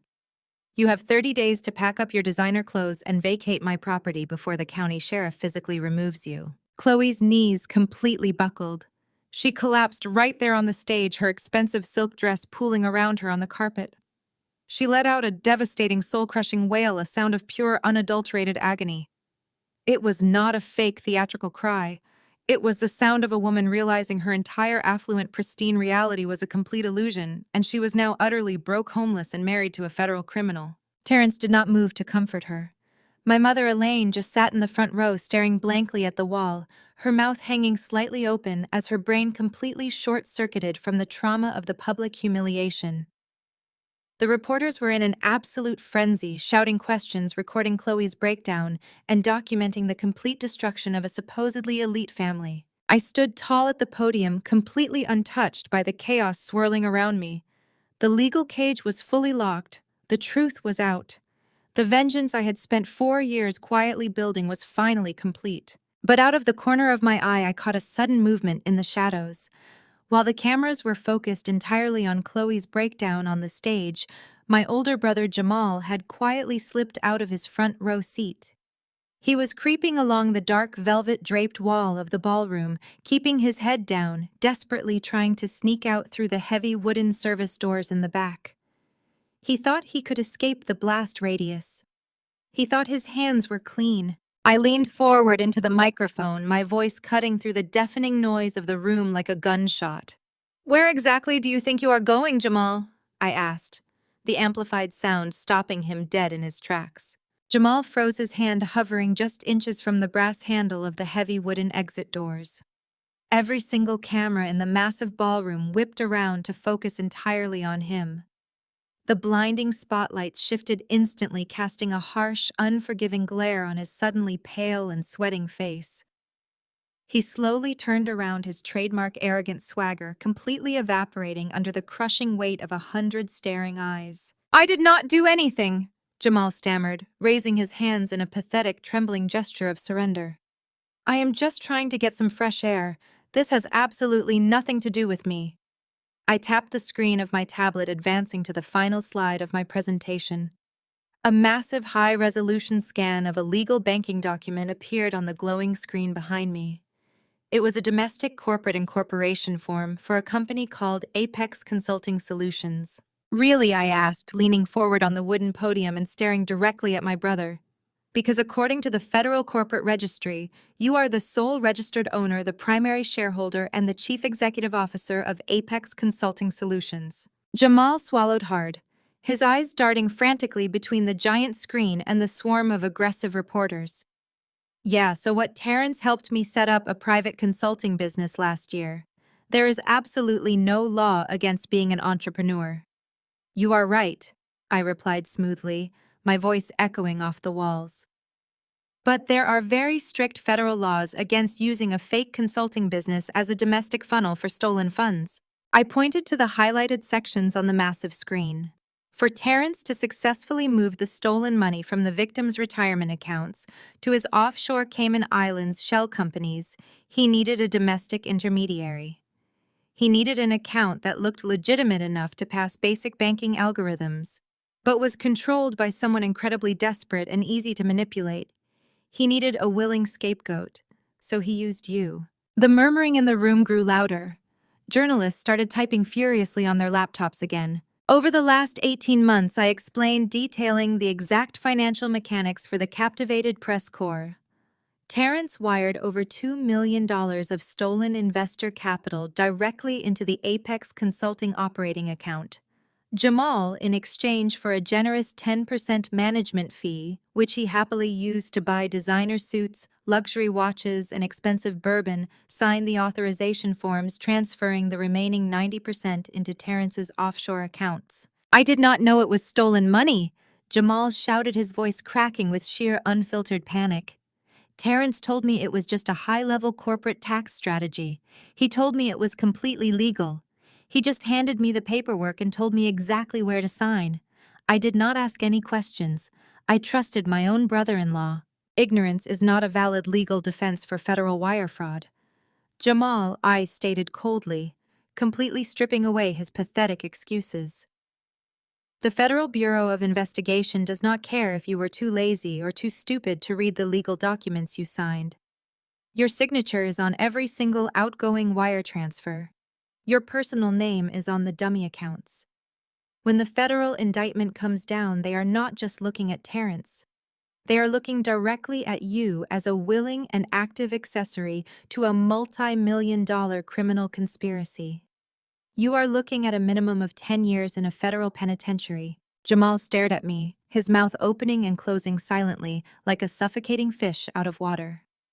The brutal reality of his situation crashed into him with the devastating force of a freight train. His luxurious, entitled life of coasting on other people's money was permanently over. He was going to federal prison, and he had willingly signed the paperwork himself. He slowly turned his head to look at Terrence. Terrence was still cowering near the front row, clutching his torn suit jacket, looking at Jamal with wide, terrified eyes. "You set me up!" Jamal whispered, the terrifying realization twisting his face into a dark mask of pure, unadulterated rage. "You used my name. You used me as your human shield to protect yourself." "Jamal, please calm down and listen to me," Terrence pleaded, taking a cautious, trembling step backward. I had a plan. My defense lawyers were going to figure it all out. We were going to make Marcus take the fall for the domestic accounts too. I was protecting the family. Protecting the family, Jamal roared, his voice echoing violently across the grand ballroom.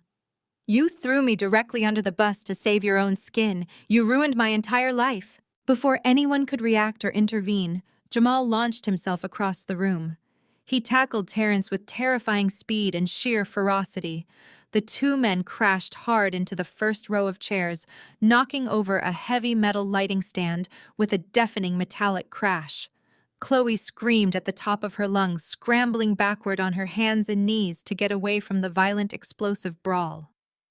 My father, Derek, jumped back in horror. My mother, Elaine, shrieked hysterically, covering her ears as her precious son and son-in-law began tearing each other apart on the carpet. Jamal was throwing wild, heavy punches, striking Terrence repeatedly in the face and chest. Terrence threw his arms up desperately, trying to protect his head, but Jamal was blinded by absolute consuming fury.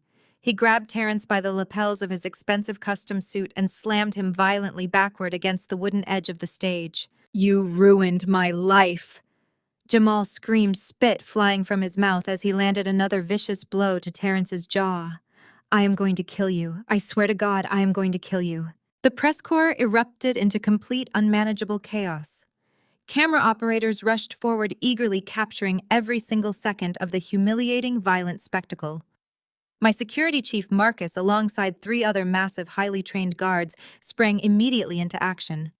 They rushed down the carpeted steps of the stage and forcefully pried the 2 bleeding men apart.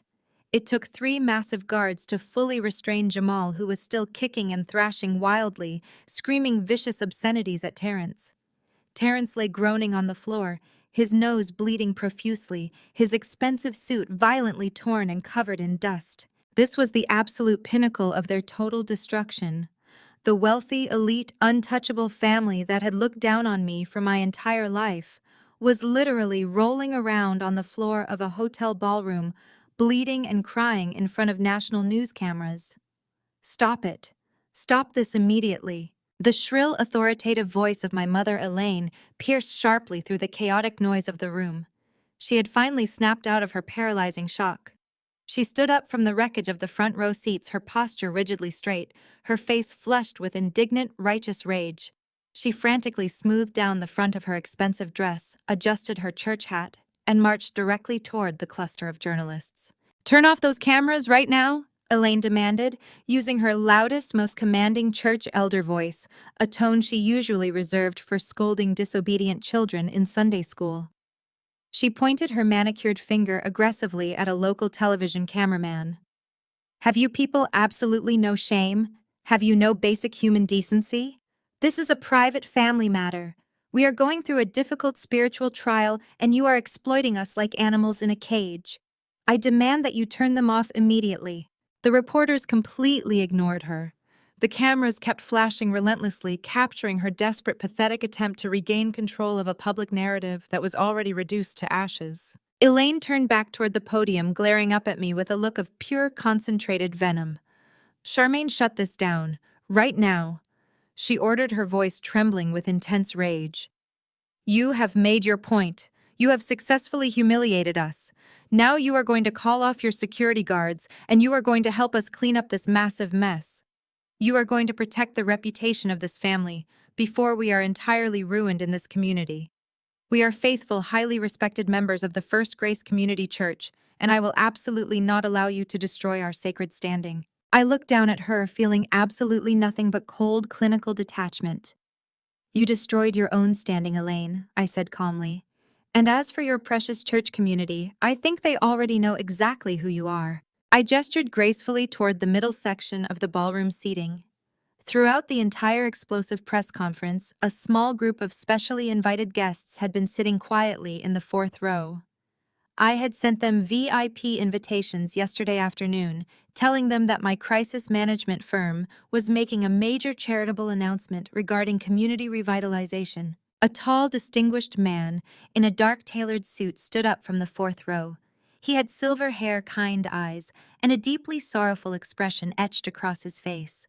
It was Pastor Davis, the head minister of the First Grace Community Church, the man who had baptized me, the man my mother worshipped, respected, and feared more than anyone else in her entire world. Elaine froze instantly. All the righteous, indignant anger drained from her body in a single terrifying second. Her face turned an unnatural, sickly shade of gray. "Pastor Davis," she whispered, her voice barely audible over the remaining murmurs of the crowd.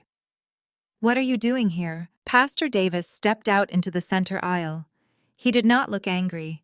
He looked profoundly devastated, which I knew would hurt my mother far more than any shouting match ever could. He slowly walked toward the front of the room, looking at the bloody scene on the floor, looking at Chloe weeping in the corner, and finally looking directly at Elaine. "I came here today to support Charmaine's new community initiative," Pastor Davis said, his deep, resonant voice carrying effortlessly across the suddenly quieted room. "But instead, I have witnessed a tragedy of unimaginable proportions." "Pastor, please. You have to listen to me," Elaine begged, taking a desperate step toward him, with her hands clasped tightly together in prayer. "Do not listen to her.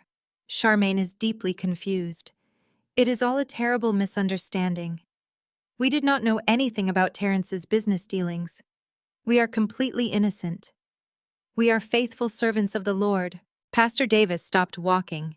He looked at Elaine with a mixture of absolute disgust and profound pity. He had seen the financial wire transfers on the massive screen.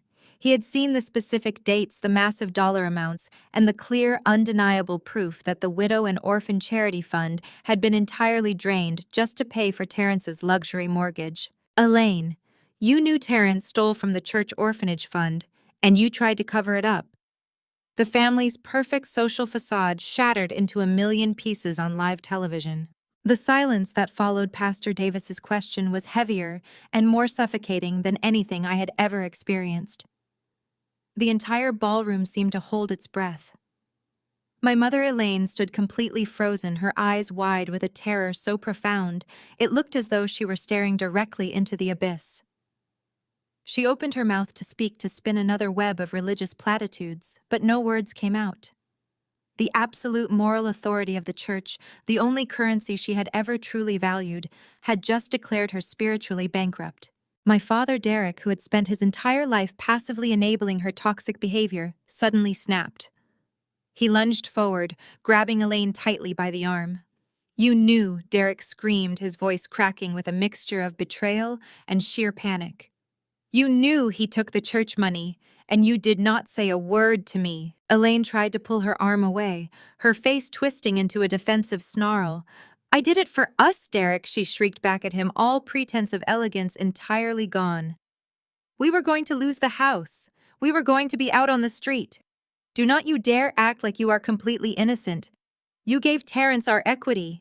You handed our entire life savings over to a con artist." The screaming match escalated with terrifying speed.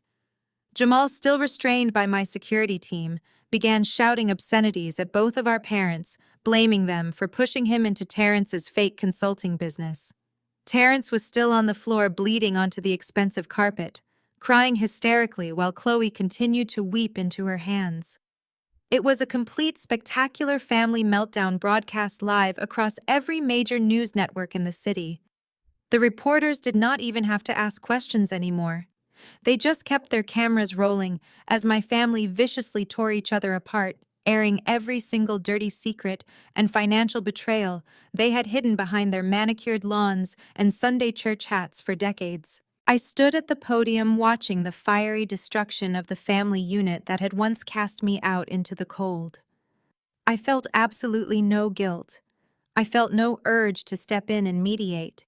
I had simply handed them the matches, and they had enthusiastically burned their own house down. But this public humiliation was only the social execution. The legal execution was running precisely on schedule. I checked my watch. It was exactly 10:45 in the morning. At that very second, the heavy double doors at the back of the grand ballroom did not just open, they were violently shoved apart. A loud, commanding voice boomed over the chaotic screaming of my family and the frantic clicking of the press cameras. "Federal agents, nobody move, stay exactly where you are." Over a dozen men and women, wearing dark tactical jackets with the bright yellow letters of the Federal Bureau of Investigation emblazoned across their backs, swarmed into the room. They moved with terrifying, practiced precision. They did not care about the flashing cameras. They did not care about the high-profile journalists or the opulent surroundings of the Ritz-Carlton. They had a singular, devastating purpose. This was not some dramatic, cinematic coincidence. This was not a lucky break. This was the direct result of the encrypted digital package I had personally delivered to the senior investigator 24 hours ago. I had not just given them the offshore routing numbers and the forged corporate memos. I had given them the exact itinerary of this press conference serving my brother-in-law and my own brother up on a silver platter. I had strategically gathered all the conspirators into one perfectly lit, highly publicized room, so the federal authorities would not have to spend weeks tracking them down one by one across the city. The lead agent, a tall, imposing man with a stern face, marched straight down the center aisle, his eyes locked dead onto the bloody, disheveled figure of Terrence. The sea of reporters instantly parted, scrambling out of the way to give the heavily armed federal agents a clear path. The journalists were absolutely frantic, their cameras working in overdrive to capture the unprecedented sight of a federal raid happening live in the middle of a corporate press conference. The relentless clicking of camera shutters echoed like machine gun fire as the press corps captured every second of the historic downfall. Terrence scrambled backward on the carpet like a cornered crab, his hands slipping on his own blood. "No, wait, please," Terrence begged, crying openly as the heavy boots of the federal agents surrounded him. "I was going to turn myself in. I have a lawyer. You have to let me call my lawyer." The lead agent did not even blink. "Terrence Williams, you are under arrest for multiple counts of federal wire fraud, money laundering, and conspiracy to commit financial crimes." The agent stated, his voice completely devoid of emotion, as he reached to his tactical belt and unclipped a pair of heavy steel handcuffs. "You have the right to remain silent. Anything you say can and will be used against you in a court of law." Two agents reached down, grabbed Terrence by the shoulders of his torn, expensive custom suit, and hauled him roughly to his feet. They slammed him face first against the edge of the stage. The harsh metallic click of the handcuffs snapping shut echoed loudly over the microphones. Terrence sobbed loudly, a pathetic broken sound that completely shattered his carefully crafted illusion of the untouchable corporate titan. The man who had arrogantly demanded I commit corporate fraud for him just yesterday was now crying like a frightened child in front of the entire world. While Terrence was being secured, another group of agents moved directly toward Jamal. My security guards immediately stepped back, raising their hands to show they were complying with the federal authorities. Jamal did not try to fight. He did not try to run. The paralyzing reality of his situation had finally set in. He fell to his knees, raising his hands in the air, his eyes wide with sheer terror. "Jamal Davis, you are being detained for questioning regarding your involvement with Apex Consulting Solutions and suspected money laundering activities," an agent announced, pulling Jamal's arms forcefully behind his back and securing his wrists with thick plastic zip ties. Chloe, who had been sitting on the floor in a state of catatonic shock, suddenly snapped back to reality as the agents began dragging her husband away. She scrambled to her feet, her cream-colored designer maternity dress stained with dirt and tears. She lunged toward Terrence, but a female federal agent immediately stepped in her path, holding up a firm hand to keep her back. "You lied to me!" Chloe screamed, her voice tearing through her throat, sounding raw and completely unhinged. She pointed a shaking finger at Terrence's face as the agents marched him toward the exit. "You told me we were rich. You told me everything was fine. You stole from old people. You lost my house. You lost my entire life." Terrence did not look back at her. He kept his head down, desperately trying to hide his bleeding face from the relentless barrage of camera flashes. Chloe fell heavily to her knees, completely uncaring about who was watching her. She slammed her fists against the carpet, wailing in absolute agony. Her entire identity was built on the foundation of being better than everyone else, of being the wealthy, successful golden child who constantly looked down on her estranged sister. Now she was nothing more than the broke, soon-to-be evicted wife of a convicted felon. She was entirely ruined, and she finally knew it. The federal agents marched Terrence and Jamal out the back doors, the chaotic swarm of reporters following closely behind them, shouting questions and shoving microphones toward the arrested men. The grand ballroom, which had been packed with hundreds of people just moments ago, suddenly felt incredibly vast and empty. The flashing lights disappeared. The shouting faded into the distant hotel corridors. The once majestic Ritz-Carlton ballroom now resembled a chaotic war zone littered with abandoned notepads, trampled floral arrangements, and the shattered remnants of my family's fabricated prestige. Only a few people remained in the quiet room. My private security team stood silently by the stage. Pastor Davis had walked out the side door without another word, shaking his head in absolute sorrow. Chloe was still weeping uncontrollably on the floor, and standing amidst the total wreckage of the front row were my parents, Elaine and Derek.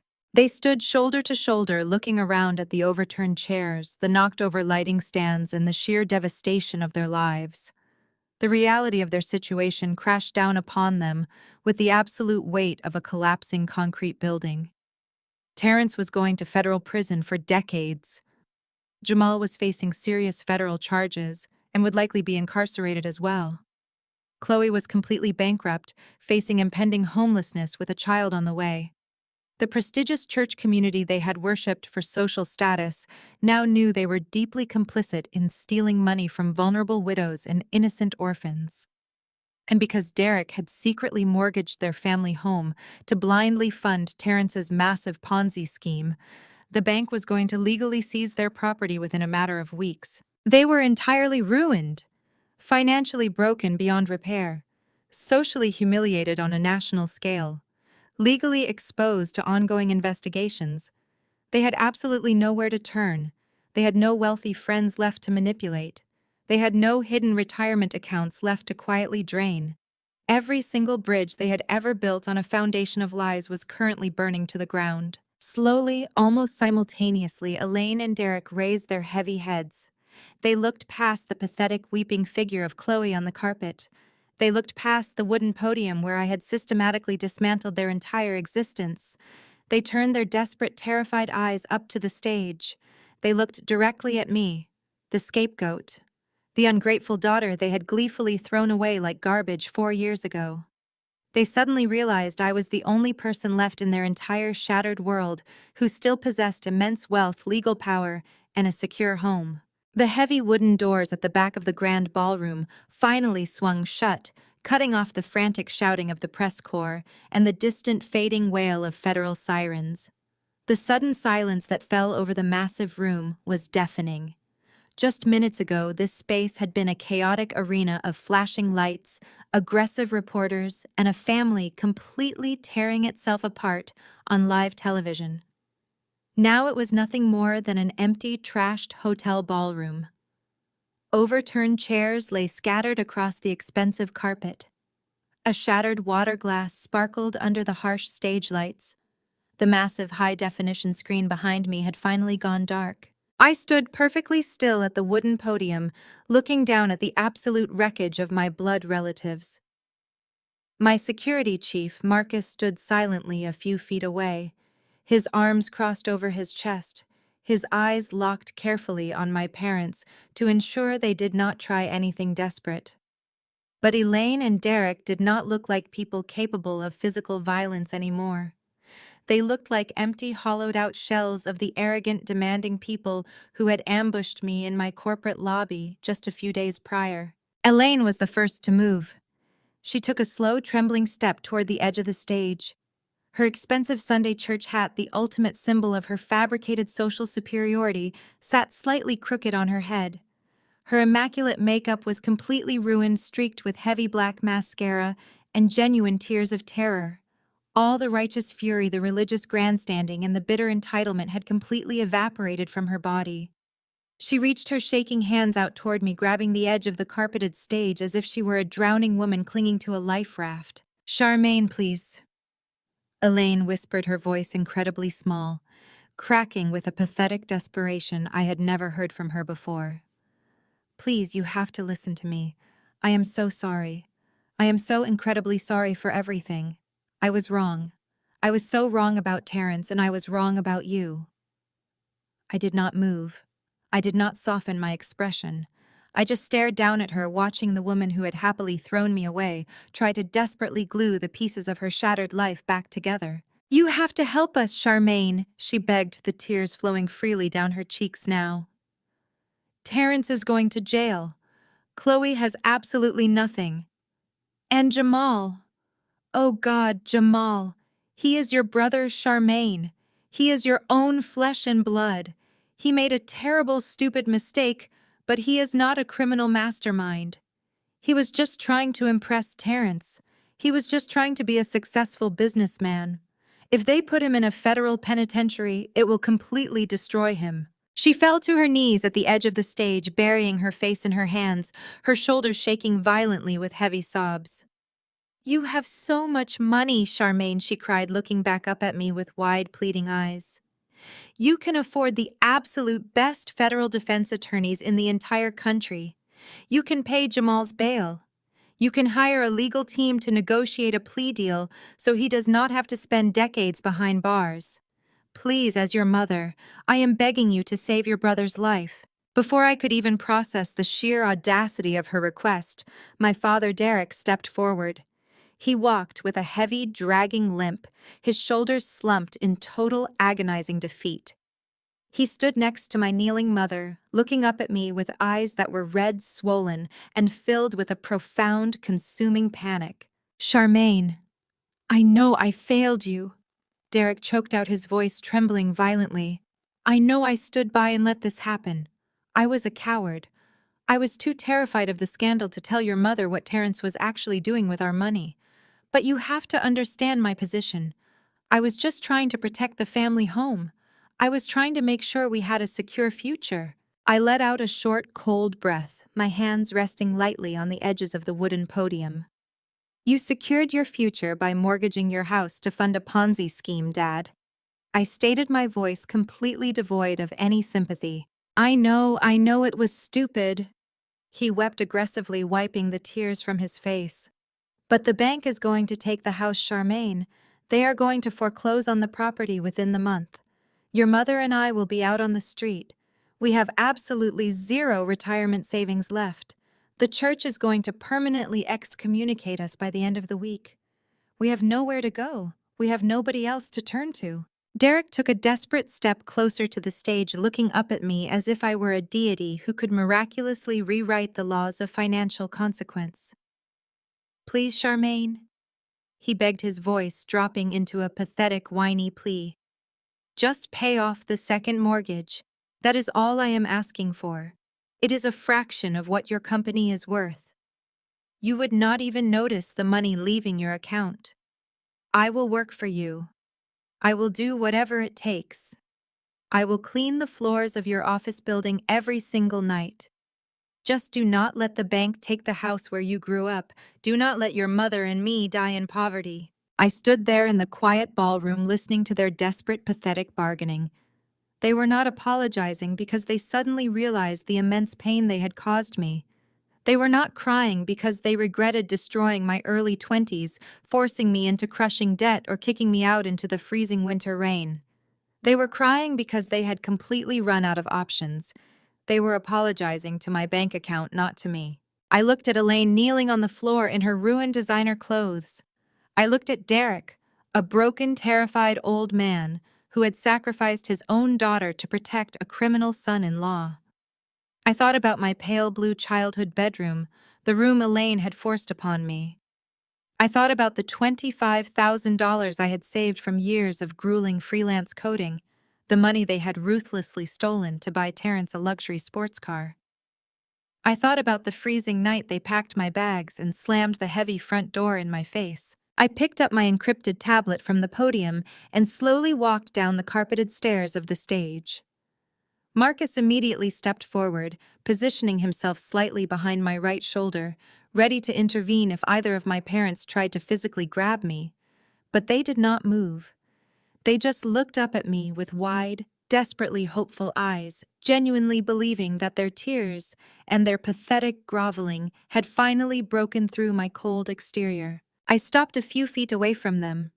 I looked down at the two people who had brought me into this world, feeling an incredible, overwhelming sense of absolute nothingness. There was no anger left. There was no sadness. There was only a cold, clinical detachment.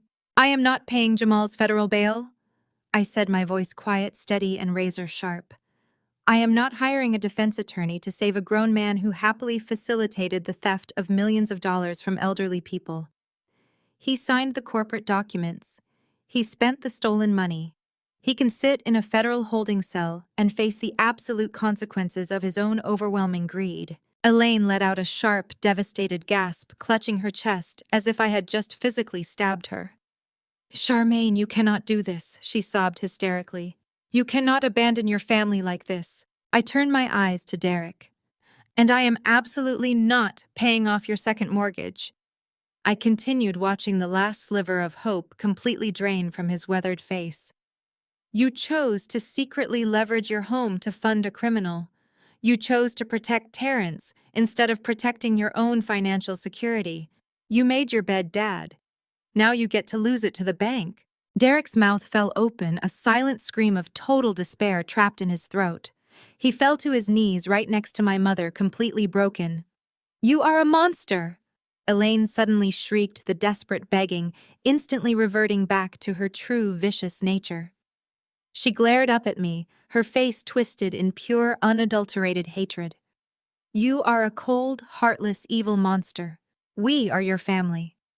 I looked down at her without a single shred of empathy. "4 years ago, you told me I was a selfish failure, and that family was a privilege I did not deserve," I said, delivering the words with the absolute crushing weight of a final judge's gavel. "You were right. I do not have a family. I did not wait for her to scream another insult. I did not wait for my father to start begging again. I simply turned my back on them." I raised my hand and gave a sharp, definitive nod to Marcus. "Let us go," I commanded. I walked away from the stage, my expensive heels clicking sharply and rhythmically against the ballroom floor. I did not look back. I walked straight through the heavy wooden doors, leaving the wreckage of my past entirely behind me. I walked through the opulent, hushed lobby of the Ritz-Carlton, where the hotel staff stared at me with a mixture of shock and profound respect. As I pushed through the revolving glass doors and stepped out into the blinding, beautiful Atlanta sun, the chaotic wails of my mother echoing from the distant ballroom finally faded into complete silence. The warm summer air hit my face, and for the first time in 35 years, I took a deep, completely unrestricted breath. I was entirely free. The immediate aftermath of the press conference moved with the terrifying speed of a Category 5 hurricane making landfall. I did not watch the fallout from the front lines. I watched it from the pristine safety of my corner office, receiving real-time updates from Victoria, my lead corporate attorney, and my crisis management team. The national media descended on my family like starving vultures. The Atlanta Observer, the very gossip blog Chloe had tried to use to destroy me, completely flipped its narrative within hours, publishing a massive exposé on Terrence's staggering fraud and the family's deep complicity. Within 48 hours, the federal prosecutors officially charged Terrence with 15 counts of wire fraud, money laundering, and conspiracy. The moment Terrence realized he was facing decades in a maximum security federal penitentiary, his arrogant, wealthy executive persona completely vanished. He did exactly what cowards always do when cornered. He immediately turned on the person he perceived as the weakest link. He threw my brother Jamal directly to the federal wolves. Terrence offered the prosecutors a comprehensive plea deal, providing them with extensive digital logs and recorded phone calls, proving that Jamal was not just a naive pawn, but a highly active participant who had knowingly signed off on the transfer of stolen funds to the Cayman Islands. Terrence hoped throwing his brother-in-law under the bus would secure him a lighter sentence. The strategy backfired spectacularly. The federal judge, absolutely disgusted by Terrence's predatory targeting of the elderly, and the church rejected the plea deal entirely. Terrence was remanded to federal custody without bail, deemed a severe flight risk due to his hidden offshore accounts. Jamal, completely blindsided by Terrence's vicious betrayal, panicked. He could not afford a high-powered defense attorney, and the public defender assigned to his case told him bluntly that the paper trail was insurmountable. Jamal was officially indicted and remanded to the county jail to await trial. The brother who had confidently demanded I make him a vice president just days ago was now sitting in an orange jumpsuit, his life entirely ruined by his own desperate greed. Chloe's descent was even more rapid and humiliating. With Terrence's assets completely frozen by the federal government, she was entirely bankrupt overnight. Her credit cards were declined at the grocery store. Her luxury leased vehicles were swiftly repossessed in the middle of the night from the driveway of the massive suburban estate she no longer owned. Desperate for cash and completely unwilling to accept her new reality, Chloe tried to leverage her sudden infamy. She aggressively pitched her story to a notorious reality television network, promising them an exclusive behind-the-scenes look at the downfall of Atlanta's elite. She thought she could spin her tragedy into a lucrative television contract. She underestimated my legal team. Victoria had immediately filed an ironclad legal embargo on the entire narrative, leveraging the ongoing federal investigation and utilizing aggressive cease and desist orders against any media outlet attempting to monetize the situation without my explicit legal consent. The reality television network, completely terrified of crossing my $90 million crisis management firm and interfering in a massive federal case, immediately dropped Chloe's pitch. She was completely silenced, legally blocked, from profiting off the spectacular destruction she had helped orchestrate. Exactly 30 days after the press conference, the county sheriff arrived at the historic colonial estate I had purchased. The eviction notice had expired. Chloe, 7 months pregnant and weeping uncontrollably, was physically escorted off the property along with her few remaining suitcases of designer clothes. The sprawling, beautiful house that our grandmother had built, the house Chloe had viciously threatened to sue me for, was finally completely empty. I ordered my property management company to immediately change every single lock, upgrade the security system, and prepare the estate for a full historical renovation. My parents, Elaine and Derek, experienced a slower, far more agonizing collapse. The bank moved aggressively on the second mortgage Derek had secretly taken out. Without Terrence's stolen money to cover the massive monthly payments, the foreclosure process was swift and brutal. Within 6 weeks, the bank officially seized their home of 30 years. The local news crews, still hungry for every single detail of the scandal, parked across the street and filmed my parents carrying moving boxes out of their house in broad daylight. Elaine, completely stripped of her social standing, had nowhere to hide. The First Grace Community Church officially excommunicated both of them, publicly denouncing their complicity in the theft of the widow and orphan charity fund. The community they had worshipped, the social circle they had valued far above their own daughter, turned its back on them completely. Friends they had known for decades suddenly stopped returning their phone calls. They were entirely isolated, branded as toxic pariahs in a city that had once celebrated them. Desperate, broke, and entirely out of options, Elaine and Derek loaded a rented moving truck with whatever they could salvage. They drove to my grandmother's historic estate, genuinely believing they could just use the spare key they had hidden under the front porch planter to move into the house. They arrived to find a heavy iron security gate blocking the driveway, newly installed surveillance cameras tracking their every move, and a massive professional sign bolted to the brick wall declaring the property under the exclusive management of my corporate holding company. They stood at the gate, shaking the iron bars, crying, and completely unable to comprehend that the absolute final door had been slammed firmly in their faces. They were forced to move into a tiny, cramped 2-bedroom apartment in a decaying complex on the outskirts of the city, using the absolute last of Derek's diminished pension just to cover the security deposit. Chloe, with nowhere else to go, and her husband rotting in federal jail, was forced to move in with them. The 3 people who had spent their entire lives obsessing over status, wealth, and looking down on me were now trapped together in a tiny, suffocating space, forced to confront the devastating consequences of their own monstrous choices every single day. They tried to contact me, of course. My personal cell phone was completely disconnected the day after the press conference, so they resorted to calling my corporate office. My assistant Sarah was under strict instructions to immediately hang up the moment she recognized their voices. They tried sending letters begging for forgiveness, pleading for financial assistance, and demanding that I step in to save the family. Every single letter was intercepted by my legal team and returned to sender unopened. I had built a fortress of wealth, legal boundaries, and absolute peace, and I was never going to lower the drawbridge for them again. As the months passed, the chaotic noise surrounding the scandal finally began to die down. The federal trials concluded swiftly.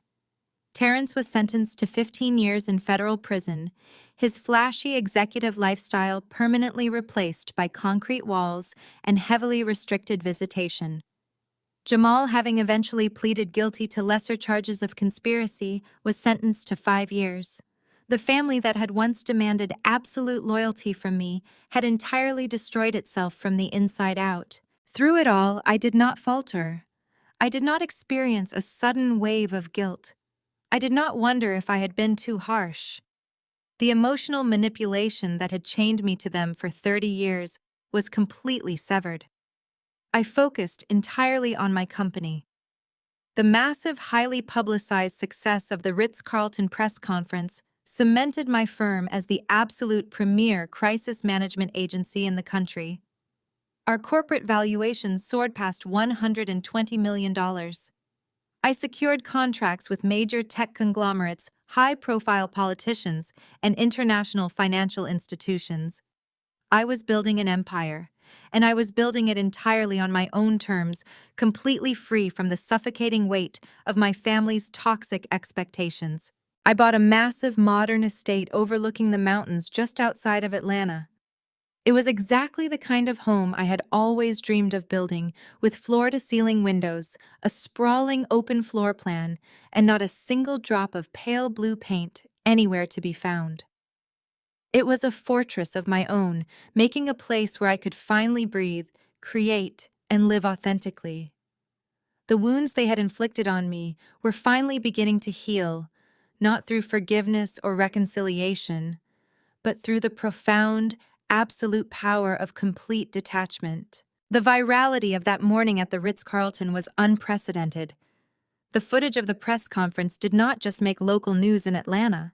It erupted across the global internet. Every major financial network, every social media platform, and every corporate news outlet played the clip of me holding up that silver flash drive. They analyzed every single second of the intense confrontation. They highlighted the exact moment Terrence realized he was trapped, the moment Chloe collapsed on the stage, and the absolute unwavering calm I maintained while dismantling my own blood relatives. In the corporate world, loyalty is often viewed as a massive liability when it blinds you to the cold truth.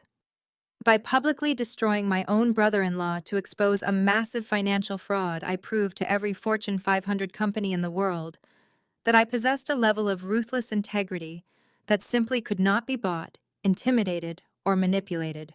My company's valuation skyrocketed almost overnight. We had to lease 3 additional floors in our downtown Atlanta high-rise just to accommodate the massive influx of new staff and the overwhelming volume of new corporate retainers.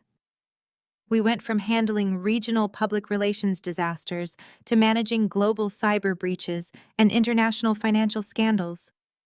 The very billionaires and corporate titans who used to ignore my emails were now having their executive assistants beg for 30 minutes of my time. I sat at the head of a massive mahogany conference table in New York City, looking across at the board of directors for one of the largest international investment banks in the world. Their chief executive officer, a man known for being incredibly demanding and entirely unforgiving, slid a $90 million retainer contract across the table toward me. He looked at me with a mixture of deep respect and slight apprehension. "We want your firm to handle all of our internal crisis mitigation and digital security," he said, his voice echoing in the cavernous boardroom. "But I have to ask you, Charmaine, that press conference in Atlanta, you took down your own family without batting an eye. You did not even flinch when the federal agents walked into the room." I picked up the solid gold pen resting next to the contract. I looked the powerful executive directly in the eyes, my expression completely neutral. They were a malignant liability, I replied smoothly, my voice steady and cold.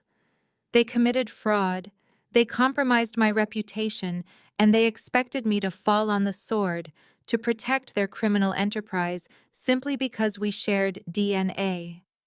I do not protect liabilities, I eliminate them. If I am willing to do that to the people who raised me, imagine exactly what I will do to anyone who tries to attack your bank. The chief executive officer stared at me for a long moment before a slow, genuine smile spread across his face. He nodded his head once, completely satisfied. I signed the $90 million contract, shook his hand, and walked out of the boardroom with absolute authority. I had become completely untouchable. Despite my soaring success and the impenetrable legal walls my attorney Victoria had built around me, the ghosts of my past still tried to aggressively haunt the perimeter of my new life. Elaine and Derek refused to accept that the bridge was permanently burned. Because I had changed all of my personal phone numbers, upgraded the physical security at my corporate headquarters, and moved into a highly secure gated estate, they had absolutely no physical way to reach me. So they resorted to pathetic, desperate digital stalking. They started buying cheap prepaid burner phones from local convenience stores just to bypass the blocks I had placed on their original cell numbers. Once a week, usually late on a Sunday evening, a strange, unregistered number would pop up on my private phone. I never answered. I would let the call go directly to my secure voicemail system.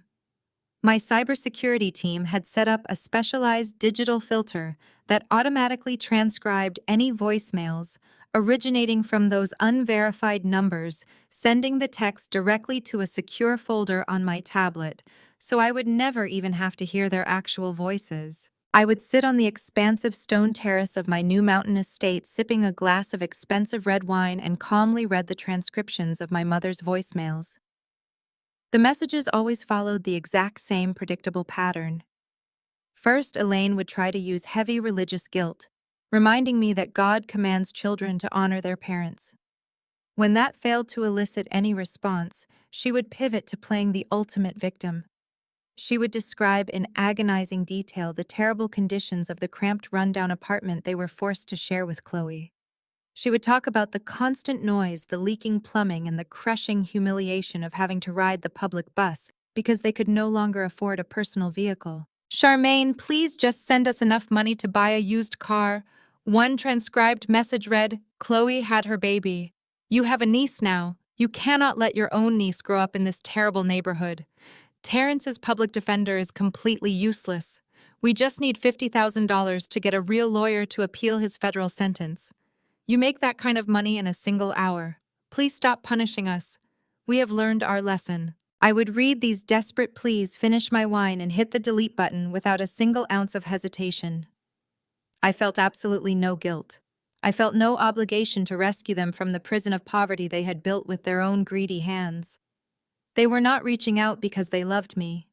They were reaching out because I was a walking, breathing ATM machine, and they were absolutely furious that the cash dispenser had been permanently shut off. They used an innocent newborn baby as leverage, completely ignoring the fact that they were perfectly willing to let me freeze on the streets just 4 years ago. Every deleted voicemail was a reaffirmation of my strict boundaries. Every ignored plea was a testament to my newfound emotional strength. Victoria made sure that my digital boundaries were backed by devastating legal consequences. When Jamal tried to send a threatening letter to my corporate office from his county jail cell demanding that I put money into his commissary account, Victoria responded by slapping him with a permanent restraining order.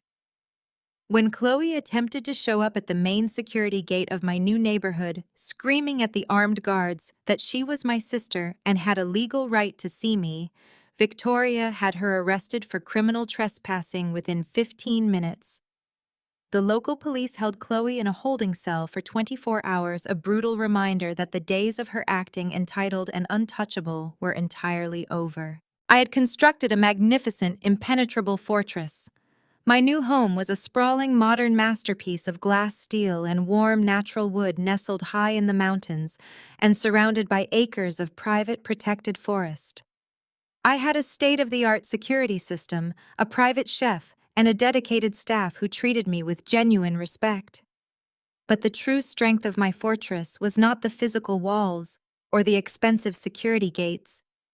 The true strength was the profound, unshakable peace I had cultivated within my own mind. I no longer woke up with a tight, anxious knot in my chest, worrying about how I was going to meet my mother's impossible expectations. I no longer spent my holidays feeling small and insignificant, while Chloe paraded her fake wealth around the dining room table.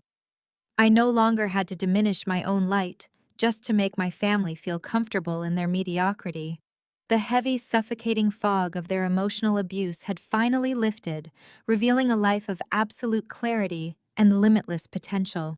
My business continued to break industry records year after year. I was featured on the cover of prestigious national business magazines, not as a victim of a tragic family scandal, but as the brilliant, uncompromising architect of my own destiny. I traveled the world, spoke at global technology summits, and built a vast network of fiercely loyal friends, mentors, and colleagues who valued my intelligence, my resilience, and my unwavering authenticity. The people who had tried to break me had ultimately handed me the exact tools I needed to conquer the corporate world. They thought casting me out would destroy me. Instead, it was the greatest gift they could have ever given me. By stripping away my safety net, they forced me to learn how to fly. And now I was soaring higher than they could ever possibly reach, leaving them far behind in the cold ashes of their own greed. 1 year later, the thick, humid heat of an Atlanta summer settled over my mountain estate, but the atmosphere was completely different from the suffocating Sunday dinners of my past. I stood on the massive cedar deck of my home, looking out over the sprawling green lawn. The sweet, smoky scent of barbecue ribs and grilled sweet corn drifted through the warm air, mingling with the heavy bass of classic R&B music playing from the outdoor speakers. There were no fake smiles here. There were no tense conversations about status, no backhanded compliments, and absolutely no hidden agendas. There was only genuine, unfiltered joy.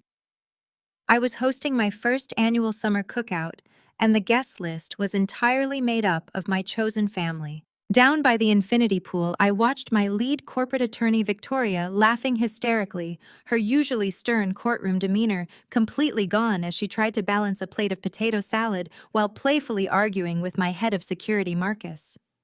My forensic accountant, David, was manning the massive steel grill, wearing a ridiculous apron, and debating grilling techniques with my executive assistant, Sarah. Around them were the mentors who had guided me when I was just a broke freelance coder, the colleagues who had stood by my side during the most intense corporate crises, and the friends who had offered me a couch to sleep on when my biological family threw me out into the winter rain. These were the people who had invested in my potential when I had absolutely nothing to offer them in return. They did not care about my $90 million valuation or my Forbes magazine features. They cared about me. I walked down the wooden stairs and joined the crowd, instantly pulled into warm hugs and loud, overlapping conversations. Someone handed me a cold drink. A group of children, the sons and daughters of my staff, ran past me, chasing each other across the manicured grass with bright water guns. I looked around at the beautiful, vibrant community I had carefully built from the ground up. I thought back to the agonizing anxiety I used to feel every time I drove to my parents' colonial house, the way my stomach would tie itself into painful knots before I even walked through the front door. I remembered the sheer exhaustion of constantly shrinking myself to make Chloe and Terrence feel bigger. Looking around my sunlit backyard, surrounded by the beautiful sound of genuine laughter, I realized that the heavy, suffocating weight I had carried for over 3 decades was entirely gone. I had finally broken the cycle. This was what true family looked like. It was not a rigid hierarchy built on fear, manipulation, and the constant threat of exclusion. It was a circle of mutual respect, unwavering support, and authentic love. For the first time in my entire 36 years of life, I was finally home. As the sun began to slowly set behind the distant blue mountains, casting a brilliant golden glow over the entire estate, I stepped away from the loud music and the joyful crowds. I walked to the edge of the stone terrace, leaning against the cool metal railing, taking a deep breath of the crisp evening air. I look directly into the camera, speaking to every single person who has ever felt trapped in the exact same dark place I used to be. Society will constantly tell Black women that we have to carry our family's generational trauma on our tired backs. We are conditioned from a very young age to believe that we must be the strong ones, the uncomplaining mules, the endless ATM machines, and the ultimate saviors for the people who break us down. We are told that blood is thicker than water, that we have to forgive the unforgivable, and that setting boundaries is somehow an act of supreme selfishness. We are expected to endure constant disrespect, financial abuse, and emotional manipulation in the sacred name of family loyalty. We are taught to eagerly swallow poison just because it is served on a familiar plate. But I am here to tell you right now that loyalty should never be a suicide pact. You do not owe your success, your sanity, or your hard-earned peace to people who actively tried to destroy your future. You do not owe a seat at your beautiful table to the people who forced you to eat scraps on the cold floor.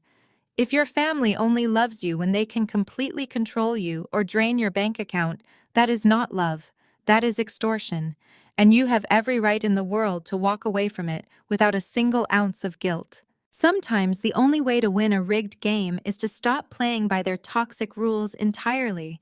You have to flip the board over. You have to buy the building, change the locks, and shut them out for good. Healing does not always mean reconciliation. Sometimes the most profound healing comes from absolute, uncompromising separation.